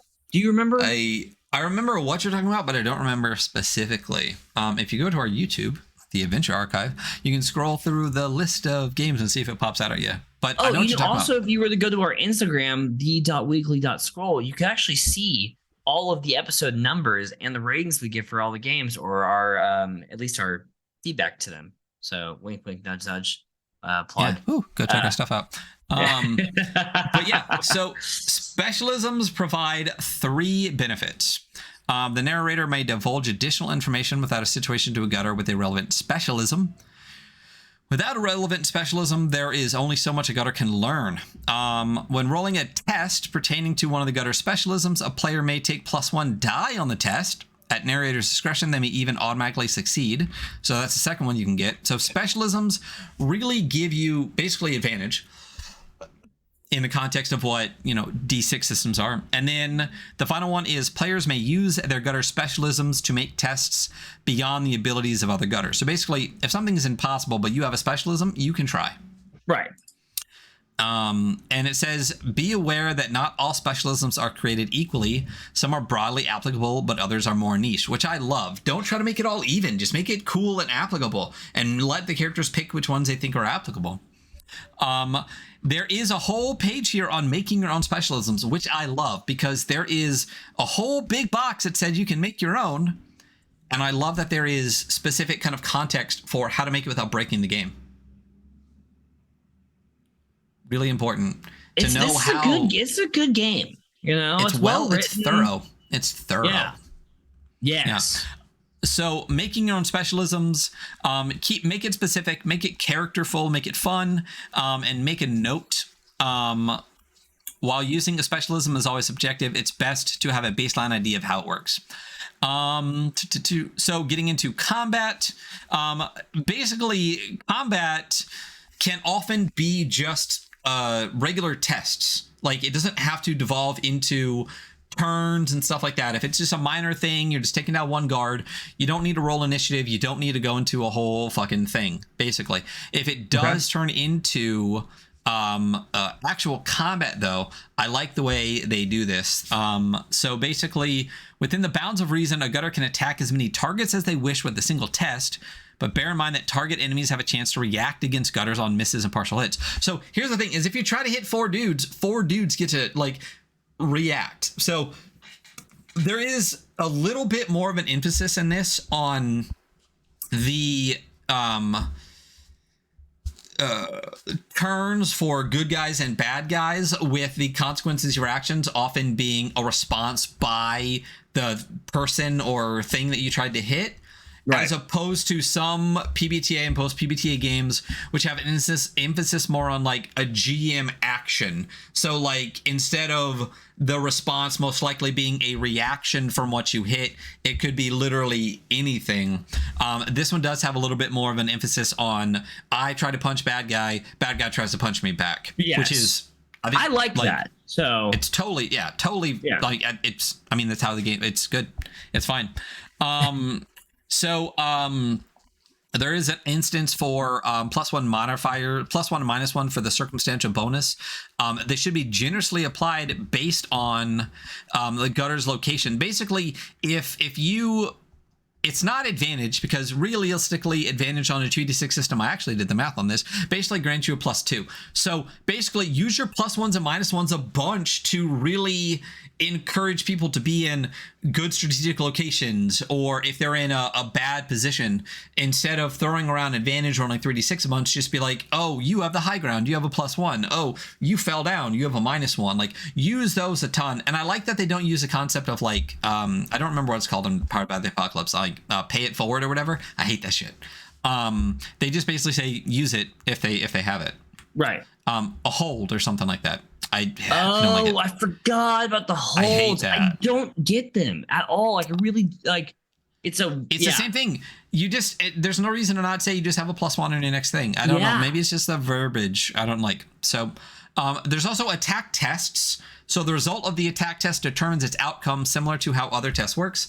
On a miss, the attack falters, the targeted enemy takes no damage, and each reacts. So specifically, enemy reacts to targeted damage.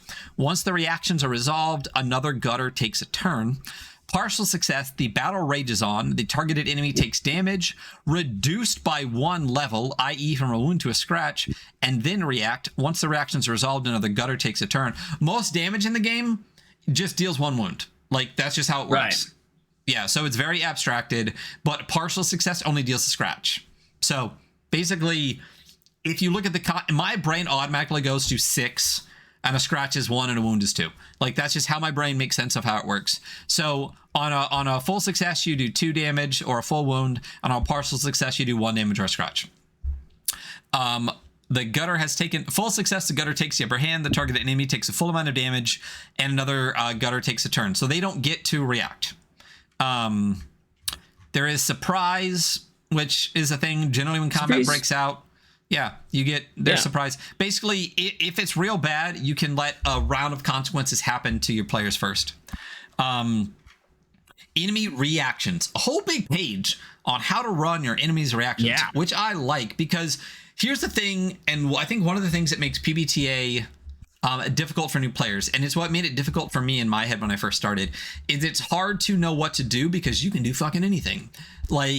And it's also hard to remember to be proactive in the things that you do. There's a lot of it's consequences of the player's action, so I have to wait for the player to do something. You don't.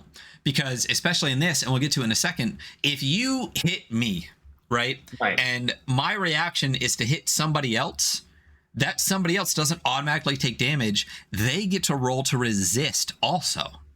Okay. So even if it's not the player's turn, right? Like, if you hit me and I hit you, you do the damage I deal. But if you hit me and I hit, another player, they get to resist it. Right? So you don't automatically suffer the consequences of a number of players' actions to an enemy's reaction without the ability to resist it. But if you suffer the consequences of a reaction when you initiated the action, you do.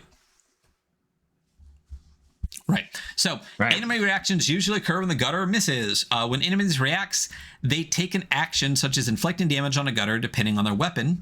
Narrators can adjust up or down at their discretion, or they can try to inflict some other consequence on a gutter, such as trying to pin them in a grapple, shoving them, stuff like that. In high stakes situations, it's good to telegraph particularly important stuff so that players have the ability to resist reactions. So talking about approaches, most close quarters attacks use overwhelm, ranged usually use exploit, but you can use calculate if you're being more calculating and stuff like that. Right. Yeah, I can see it's narrative, so however you explain it. Yeah. Ish. Fighting without weapons, should you be unlucky enough to be fighting without a weapon, the maximum you can deal is a scratch. This is what I was talking about. Resistance test. When a gutter tries to mitigate, avoid, or prevent the effects of an enemy's reaction, they make a resistance test. This test functions like a normal test. You pick an approach, same shit happens. So on a miss, you fail and you take full damage. On a partial success, you reduce the damage by 1 level, or partially avoid the effects. And a full success, you reduce the damage suffered by 2 levels or completely mitigate the effect of the enemy's action. Enemies have flaws and potencies, which are basically vulnerabilities and they hit you more. Strengths and weaknesses. And ending a combat, basically, don't let it drag for fucking ever. If you know everyone's going to win, just end it all. And if you know everyone's going to die, just end it all. And there's a whole example of combat here. You get into the loadout and the armor. Basically, when you start an operation, you get to pick 4 pieces of equipment, 5 for some people. During the operation, a gutter can call in an extra piece of gutter gear by taking 1 desperation or adding 1 to the gang debt. There's gang gear. Unlike gutter gear, gang gear is not chosen at the start. Instead, at any point during the operation, a group can call in one of the gang's gear options. You can expand your gear list. So body armor, no amount of armor makes its wearer completely invincible against the dizzying varieties. When rolling a test to resist damage, you can spend a use of your armor to treat the result of the test as a partial success even after you've rolled. Armor has 3 uses during an operation, and extra armor provides 5. Armor recovers all of its uses at the end of an operation. So it's not damage soak, it's armor points, and all the armor point does is reduce the result of a test to the damage that you would get from partial success on a resistance check. So specialist armor, there is a way that you can hit impact resistant, stab proof. You can add modifiers to those kind of things. Weapons, as we said, weapons basically all do 1 wound, but they can change based on range and have pluses and minuses and things like that. So for example, a shotgun hits much harder in close quarters, right? And so it has potency, right? Yeah, so potency is when you get to add modifiers to it. Conversely, right, its flaw is that's bad at long range, right? So you get like a negative modifier. Exactly. So when you look down at the thing, there's small pistols, shotguns, heavy weapons, all the kind of things. It gives you potency, which is when it's better, flaws when it's bad, and the capabilities that it has, like a stun gun can never kill anyone. There are pharmo serums, which are basically you can juice up for your drugs. Character. Yeah. When you take a pharma serum, you gain its benefits and drawbacks, but you can take 1 desperation to ignore one of its drawbacks. Only 1 drawback can be resisted. So there's Adreno Rage, which is literally like rage. You take +1 die on overwhelm tests. It lasts the duration of a fight or a few minutes, and the drawbacks are all creatures appear hostile to you, and you can't stop fighting until all visible hostiles are dead. You also have Battle Buzz, which reduces pain. You have Gab Gift, which makes you better at extorting things. There's Hunter's Eye. You're in every book, man. Which gives you sharper attention to detail. Interface Nanite, there's Null. There's a whole section here on vehicles, which is light, medium, and heavy. Some of this stuff we're getting into is really like just building stuff, so we're going to cruise that. Gutter, I mean, there's like the thing is like we've gone through the basic like how the rules and everything work, and now it just like gets to very specific instances, other features tacked onto the game. They'll all like add on to this experience. You know, vehicles, augmentations. Yeah. Well, the only other thing to really touch on then is the XP and how that is spent, and that's about it. So there's gene mod, cybernetic augmentations, like he just said.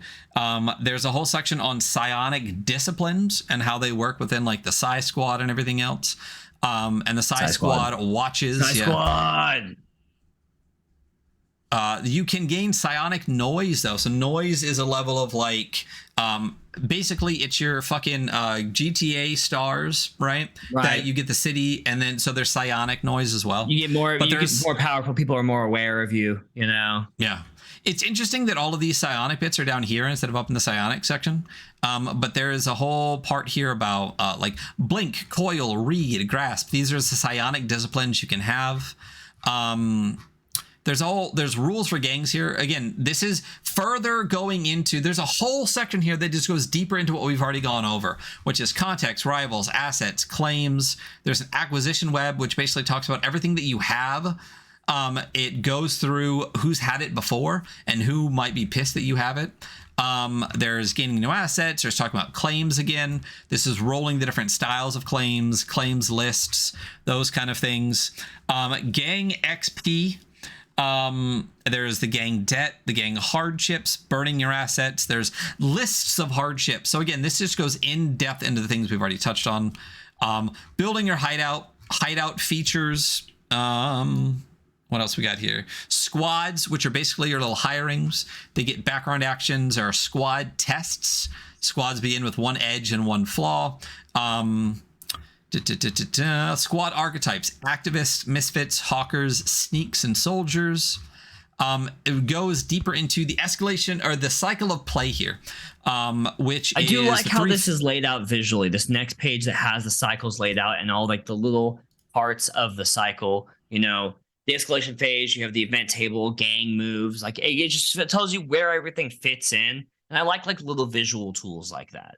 Yeah, these fantastic page again. aiding to the layout. Escalation phase is where you start.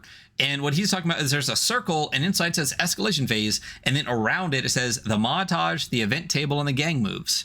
Easy peasy. And then dotted line to the operations phase, which takes care of planning, the operation, action scenes, intel objectives, gears, and starting the op. And then dot, dot, dot, dot, dot, down to the fallout phase, which is fallout, claims and incomes, experience, gutter, gangs, noise, hazards, and you roll on the event table. That's great. You know what? I honestly think that would be great inside the actual that would be really great inside that. Yeah, it would be. A lot of the visuals would be great in here because this is really narrative principles, examples of jobs and leads, and some flavoring. But I think that would actually be a little bit more helpful. Actually, let's go to spreads. We'll go twice as fast. So this is literally a breakdown of every single phase, and it actually gives you examples of like and D6 tables for locations, of where the montage is. There is whole breakdowns on what you can do for gang moves.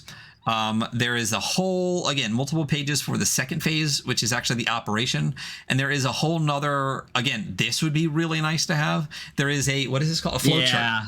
Yeah, that talks about the operation phase. So the narrator presents an immediate situation or a dilemma, down to the players reply by describing their goals for the situation and how they want to achieve them, down to the narrator decides if the risk or danger is inherent in their actions.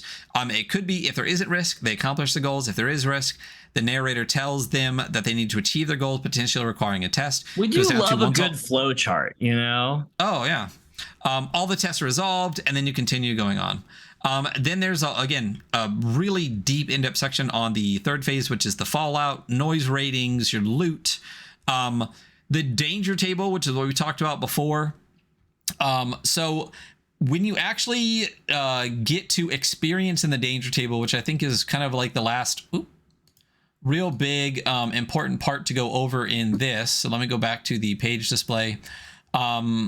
Experience is gained at the end of the fallout phase after the operation. Consider what Gutters and the gang as a whole have learned. So Gutters gain 1 XP if they survive the operation, if they do something counterproductive because of trauma, if they literally, you get XP if you do something counterproductive because of your trauma. So good. It literally says, get fucked up and fuck stuff up. You know what I mean? Yeah, like totally. Gutters use their class prompts. You get 1 XP for that. As a result of certain advancements, you might gain XP. And the gang gains XP for advancing agendas, earning a new enemy or gaining an ally, and using the archetype prompts. The gang and any gutter may spend 8 XP to take an advancement from their class or archetype. Alternatively, instead of taking advancement, gutters may add +1 to one of their approaches to a max of 3, or take an additional specialism. Instead of spending 8 XP on advancements, gangs can spend 4 XP to give a squad an extra edge or an additional resistance box. So I love that there's gang stuff and gutter stuff. It takes 8 XP to get a new advancement, or you can pick, again, stats and approaches. So really, you're shooting for 8 XP at the end of the thing. I'm trying to get those advancements, though. They're pretty good. Like, they're so good. I think they're worth more than the stat gain, you know? Oh, I think for sure more than the approaches, but I think the specialisms are also important too, because you get basically advantage on everything. That's very true. Yeah. This is the danger table. So this is a really interesting thing. This really keeps the engine of the game moving forward. So it's really important. The danger table represents the building consequences of the gutter's actions. As play progresses, the rules dictate how new results are added to the table, such as from an operations noise by taking claims and assets from other factions or taking jobs, etc. When directed to roll on the danger table, roll 1d6. If the entry matching the number rolled is filled in, it must be resolved as specified by its type, which is lead, job, or hazard. If the entry corresponding to the roll number has no result in it, the gang escapes without trouble this time. Once any results are resolved, move up all subsequent results on the page to fill in the gap. All right, and then new stuff can be added. So basically, the danger table is constantly rotating, and the type of dangers that you get are different. It's leads, jobs, or hazards. So there's an example list of a danger table here, which I love. You can print this off easy. Remember to roll only 1d6 on this table. there are 1d6 of these results will come up sooner, and then there's 7 through 12 of these results may come up later. So basically, if you have 4 dangers listed here, right, and you roll a 3, you have to accomplish 3, and once you do, you move 4 up to 3.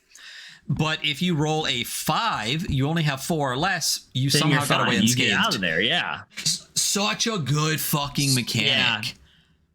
I do really like that. Such a good mechanic.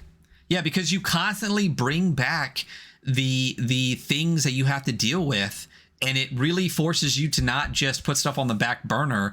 Like, it literally says, no, this shit is now at the forefront. Handle this shit now. And it's so easy. Great. Like, if you have this printed out at your table and you guys are playing and they do something and you're like, oh, that's coming back to bite you guys later on, you can just jot it down real quick there. And you're just like, okay, well, see you guys later, I guess. So good. There's a whole section here on managing your danger table that specifically says, make it digital, which give me a digital danger table then. Yeah, give me a fillable day. I mean, I'm gonna make it physical. Yeah, physical. But yeah, it's really easy to. But basically, what they're saying is because it moves up and down, and you like are accomplishing them so often, you'd be erasing like fucking crazy if you just kept it physical. I have a paper-like tablet, so I'll use that. But I think the danger table is one of those things that like you could do this in any game. Like, yeah, oh god, it's so good. You should just take this and use it. Like, your character should fucking shit up all the time in every game. So, you know what, this would be great for using like a point crawl, or even like a small hex crawl kind of game too, where like if you're especially in a point crawl where you might be moving around a space numerous times, where it comes up again, you're like, fuck, we have to go back to that place we were at before and go handle that shit. Interesting. Or like, in my massive hex crawl, maybe doing area specific ones, like in this area, there's a danger table for the stuff they've come across. But when they get to like the fucking forest area up north, like it might be its own danger table. A whole different danger table. Yeah. Danger tables on danger tables. It's such a good mechanic. I really enjoy that. Yeah. There's a whole separation. There's a whole thing on narrator principles.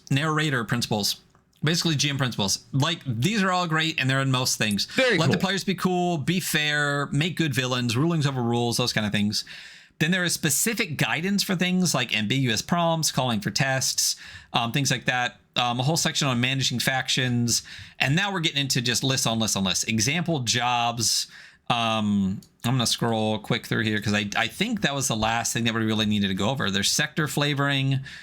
Creating new assets, and then we get to the Titan City Guide. So this is starting your campaign. Massive. Yeah, dude, it's literally the rest of the book. It's really good. Like, so the generation rules for making your own. Like, I love that, the hex generation. Like, I'm like, oh yes, I fuck with this. So. Oh, dude, it's so good. Like, listen, I'll crawl through some hexes any day. You know. Well, what's great about it too, so this is starting a campaign, starting dynamics, literally walks you through everything. The sector generator, that's what you're just talking about, right? Yeah. Dude, it's so good. So there's like major, minor sectors, you choosing the shape and everything, determining the details. So the generator is great, but so the page here that literally has like, 1, 2, 3, 1, 2, 3, 4. So 12 variations of minor sectors broken into like, there's hex, which is a claim hex. There's a potential sector link in, which is a triangle, filled in triangle. And then there's a potential site for an HQ, which is a circle. And it literally gives you 12 variations of 2 to 4 hexes with various links and sector options there. And then there's a whole section for major sections that have like 6 to 7 hexes. So you can literally just roll 1d12, 1d12, slap a bunch of these together, and it's generated for you in such a fun, interesting way. I don't know if I've seen one like this where you can basically make I would love Gangs of Titan City sector generator cards. Yeah. That'd be like dope. Sprawlscape, you know? Yeah. So again, this is all sector generating. I'm going to actually just go to the bookmarks and see what else we need to go here. So there's the breakdown of the spirewise sections, fringeway sections, routing sections, claims by ward table, sector links, factions, faction aspects, the establishment, various types of gangs, the fringers, which are outcasts and turncoats. They're vengeful and hateful, so they live on, guess where? The Fringes. Fringes? Faction relationships. There's a whole breakdown on the city of Plutosia, which you get a little bit from in the beginning, including the 3 moons, the transmitter moon, the tech moon, the garden moon. Wait a minute. That's not what they were called before. Wasn't one called like the murdered moon? No. Did I just read murdered completely wrong the first time I went to the... Did I just not know how to read? I don't know. Maybe. Yeah, I've been under the impression you've been reading this entire time. Have you been lying? You got an audiobook playing in your ear? Yeah, that's exactly what I do. And I just like fast forward and back. So there are the powers that be. The moons are overhead the 3 moons of Plutosia, the great broadcaster dish of the hollow moon, the greenhouse crusted garden moon, the ragged ruins of the murdered moon. So the technology moon must be the murdered moon. Oh, if I read it, so let me actually read it. It says, once a vast science station, more commonly called the murder moon now. Chunks still fall onto the planet below. So, just got to read, kids. There are the powers that be, which are all of the things that make your life hard.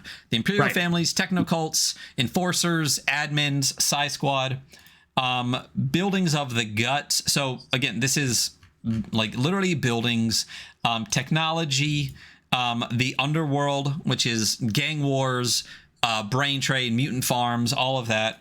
Another section for the Fringers, bounty hunters, wastelanders, the enclaves. The whole enclave archetype are Fringers, scaffolders, cultists. So these are monsters. Random. Wait a minute.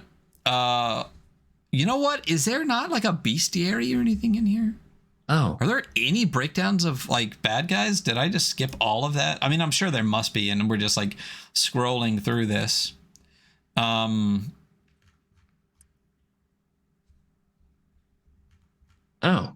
Is there not? Am I dumb?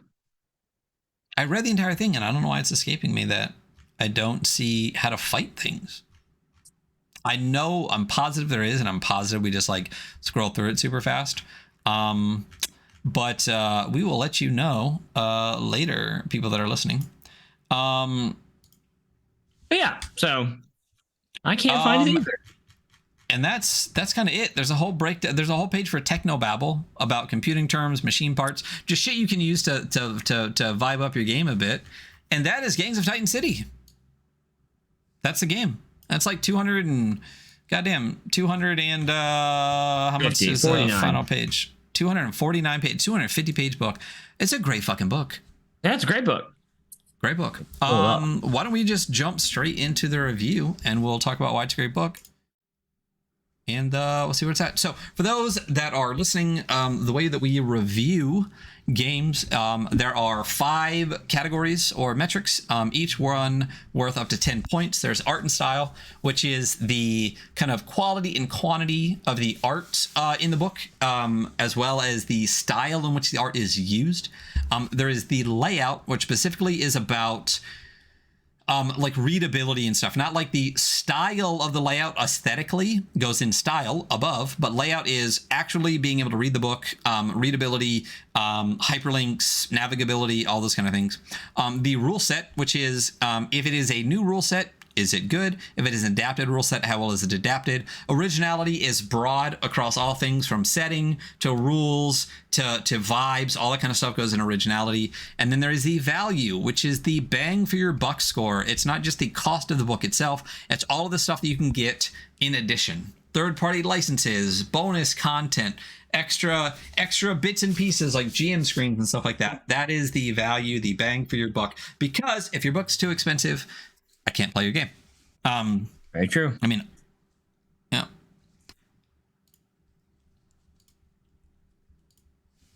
So Gangs of Titan City, art and style. Thoughts?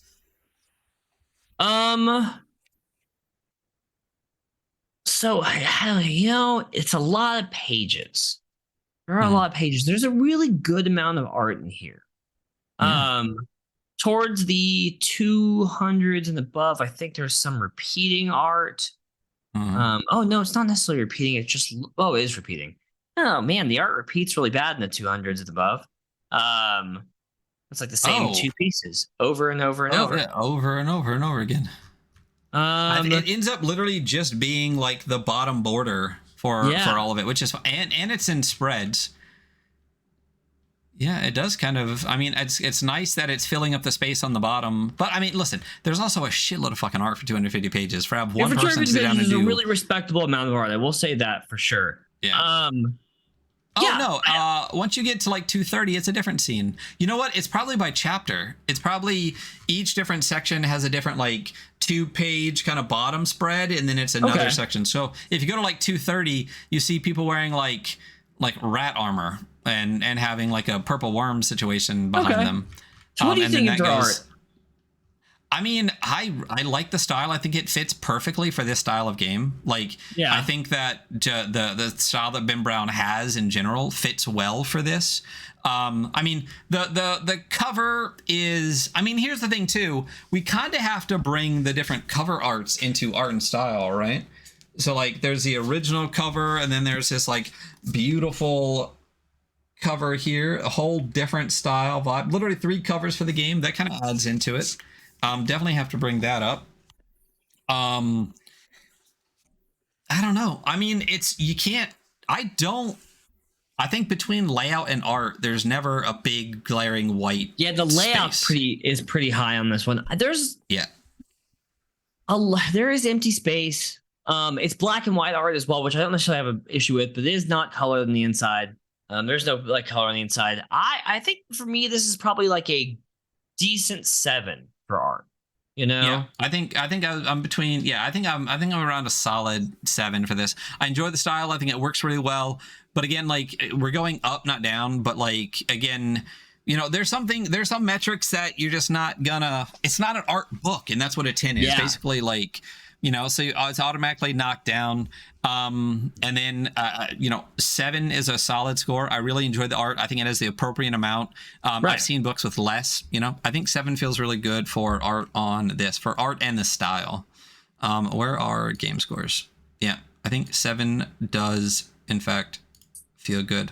Okay, so layout, man. I know I gushed. I think it's fucking... I think it's a pretty high number. They're like the only thing it's missing is a hyperlink at the bottom that takes me to the table of contents, you know? Yeah. But it's bookmarked. It's got inline hyperlinks that work. It is like easy to read. The information's well organized. It flows very well. They don't use numbers on areas that you could roll, but you also could roll those same areas. The tables look really nice in the end.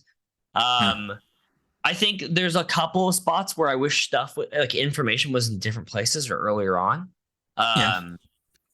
But it's a strong 8 for me.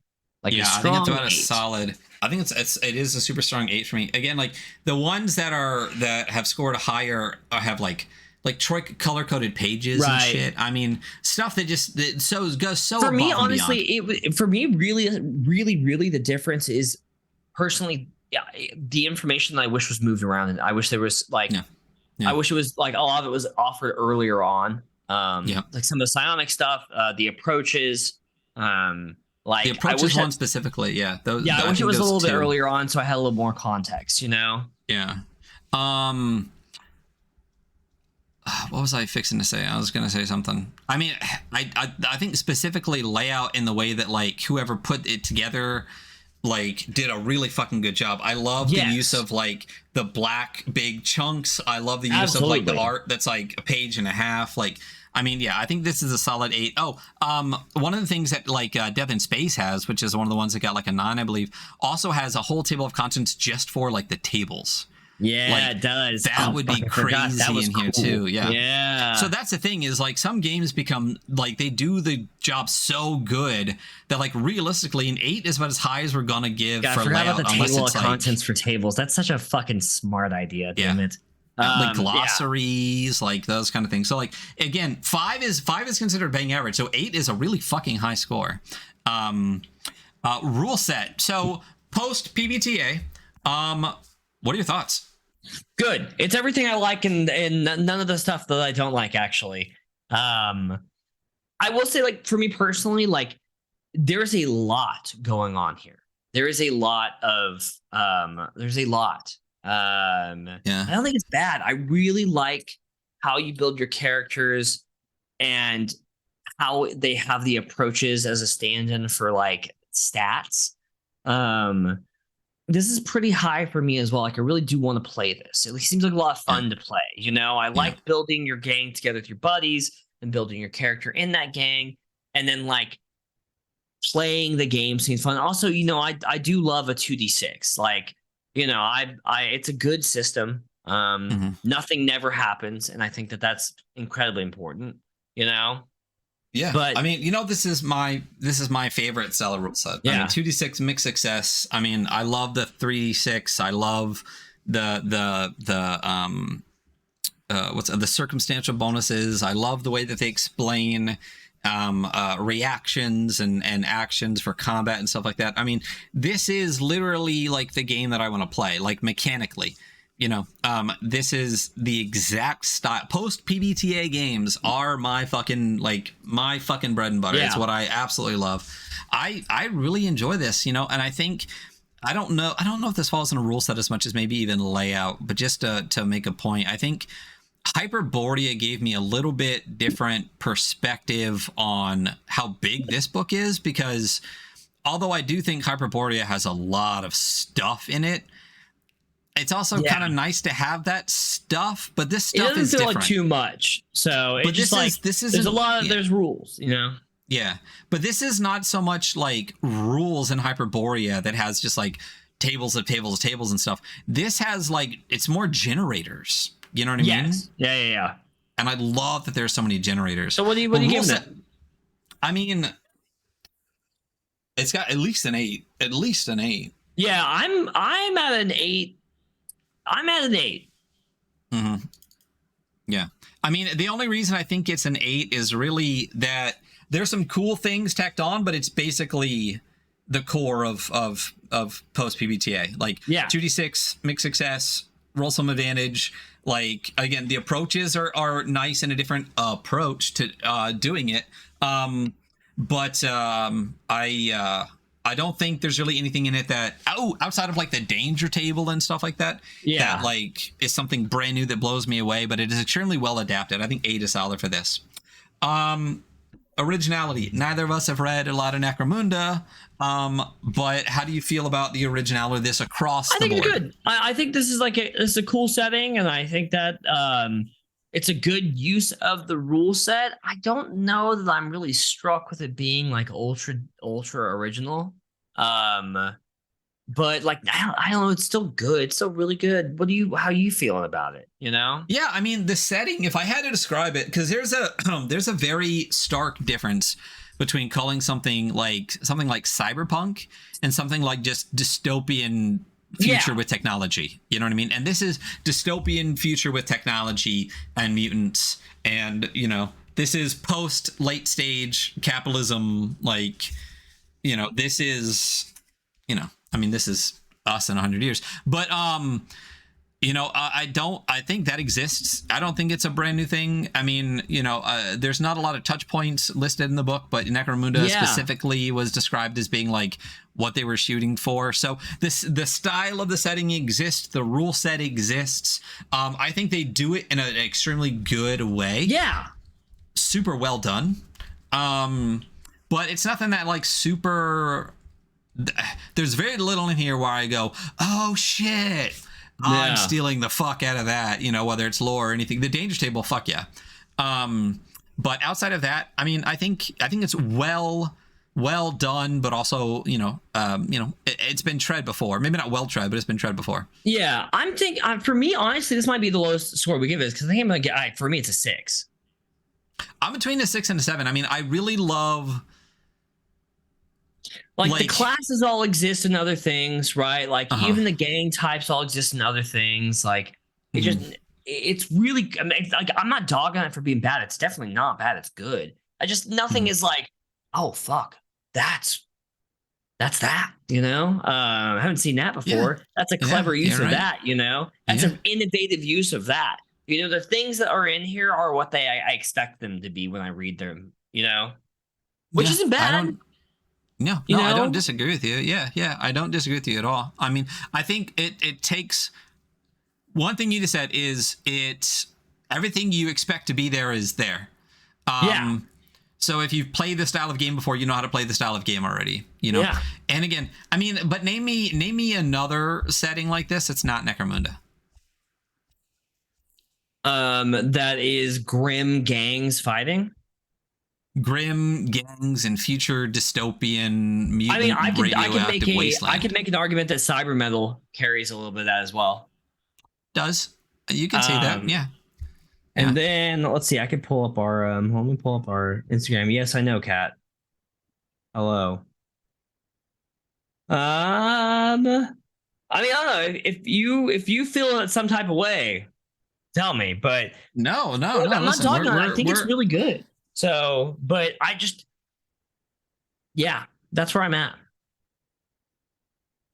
Yeah. You know, I don't disagree with you. I think that it's all done extremely well, but you're right. There's not a whole lot in here that makes me go, yeah, like there's times where we've gone over games and we're like, oh shit, oh my God, that's so fucking cool, you know? And for me, I'm such a character-driven person. Like I really like how the characters run here and I like how they have features and stuff. But like each character class is exactly what I think it is, you know? Yes. Yeah. Which is not bad. It's super well done. It's incredibly well done. This is purely an originality. Originality, it does exist. Yeah. So value. Yes. It is $25 for the PDF. It is $50 for PDF and print. It's 250 fucking pages and it's a nice book. It's got a let's have the little fucking silk ribbon. Fucking yeah.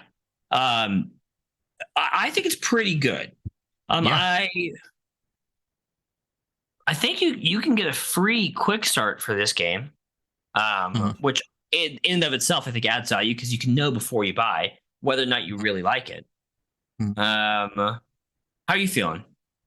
I mean, just like cost wise, I think it's great. I think that, you know, I think the market, first of all, I mean, inflation and shit like that, people should be charging more for their good books. And again, like you out there listening, you can't get these other prints that I'm aware of, like the alternate covers, and the two different alternate covers we have here. But the original one is, like you said, it's well done. I love that it's not shiny. I fucking love that it's not shiny. It's matte. It does have a ribbon. Pages are thick. It looks really well done. The cost is great. There's not a lot of other content for it. I think that is what is probably going to knock me down a little bit. Is there's not really a lot of other content for it right now. You know. Are you able to on the Gangs of Titan City section? Are you able to get like the extras? Can you get like the? Can you get the doesn't say on here GM screen? Can you get any of this extra stuff now, or is that Kickstarter exclusive? You get character sheets on the PDF. So you print them out. Yeah. Oh yeah, no, there's a character sheet for $0. You can just add to cart and download directly. Yeah. So you get character sheets. I think for $250, this book it's about a 7 for me. You know, I don't think it's bad at all. No, I think with the ribbons and stuff, I think it's a quality book. I think 7 feels good for this too. So that is where we're at with our scores. I think this is a solid. I think this is going to land just about where I think it is. This is a 36. That actually, I don't know. Yeah, I feel like I'm okay with that. Yeah. Yeah, I think this is. I think something that doesn't fall in the metrics that I think adds a bit more to it is how well done the book is. I think that the word we used over and over and over again is thorough. So everything is explained not once, not twice, but 3 times sometimes. So there is no excuse at all for not understanding how to play the game, and for how well it's done. I think that it absolutely succeeds at what it's trying to do. And I think, when we look at the scores, it's just that Originality is the biggest knock, and it's not that it's not good. It's not that it's not amazing. It's just everything in it has been done before, but it's done really, really well in this game. Otherwise, I mean, still solid score. Really, really fantastic game. I would play the shit out of this game. Me too. Yeah, so that is Gangs of Titan City. I think that this is our episode for the week. We're not going to do another one on Sunday, as far as I know. So I think next week, I think we're tweaking our plans a little bit. Maybe Mouse Ritter next week? I think the plan tentatively, Mouse Ritter, and then we're going to get to Blades in the Dark. That next week, Mouse Ritter. Mouse Ritter, and then Blades in the Dark. So that is us. We are the Weekly Scroll podcast on the Adventure Archive. You can find us on the.weekly.scroll on Instagram. You can find us on weekly_scroll on Twitter, and you can find us on YouTube at the Adventure Archive. Do us a favor. You can find us on Spotify, Apple, all of our podcasts there. Drop a review, make it 5 stars. Be nice. It really helps us out, and definitely go to our YouTube and subscribe. We're approaching 800 followers, which is really fantastic. So really appreciate all of that from all of you guys. And that is our episode for today. Definitely listen to the interview with Jelly Muppet, Zachary Cox, the episode prior to this, and definitely check out Gangs of Titan City. It's fantastic. And also go back Inevitable. Hunter, always a pleasure. I will see you later, and we'll see you all next week for Mouse Ritter. Bye.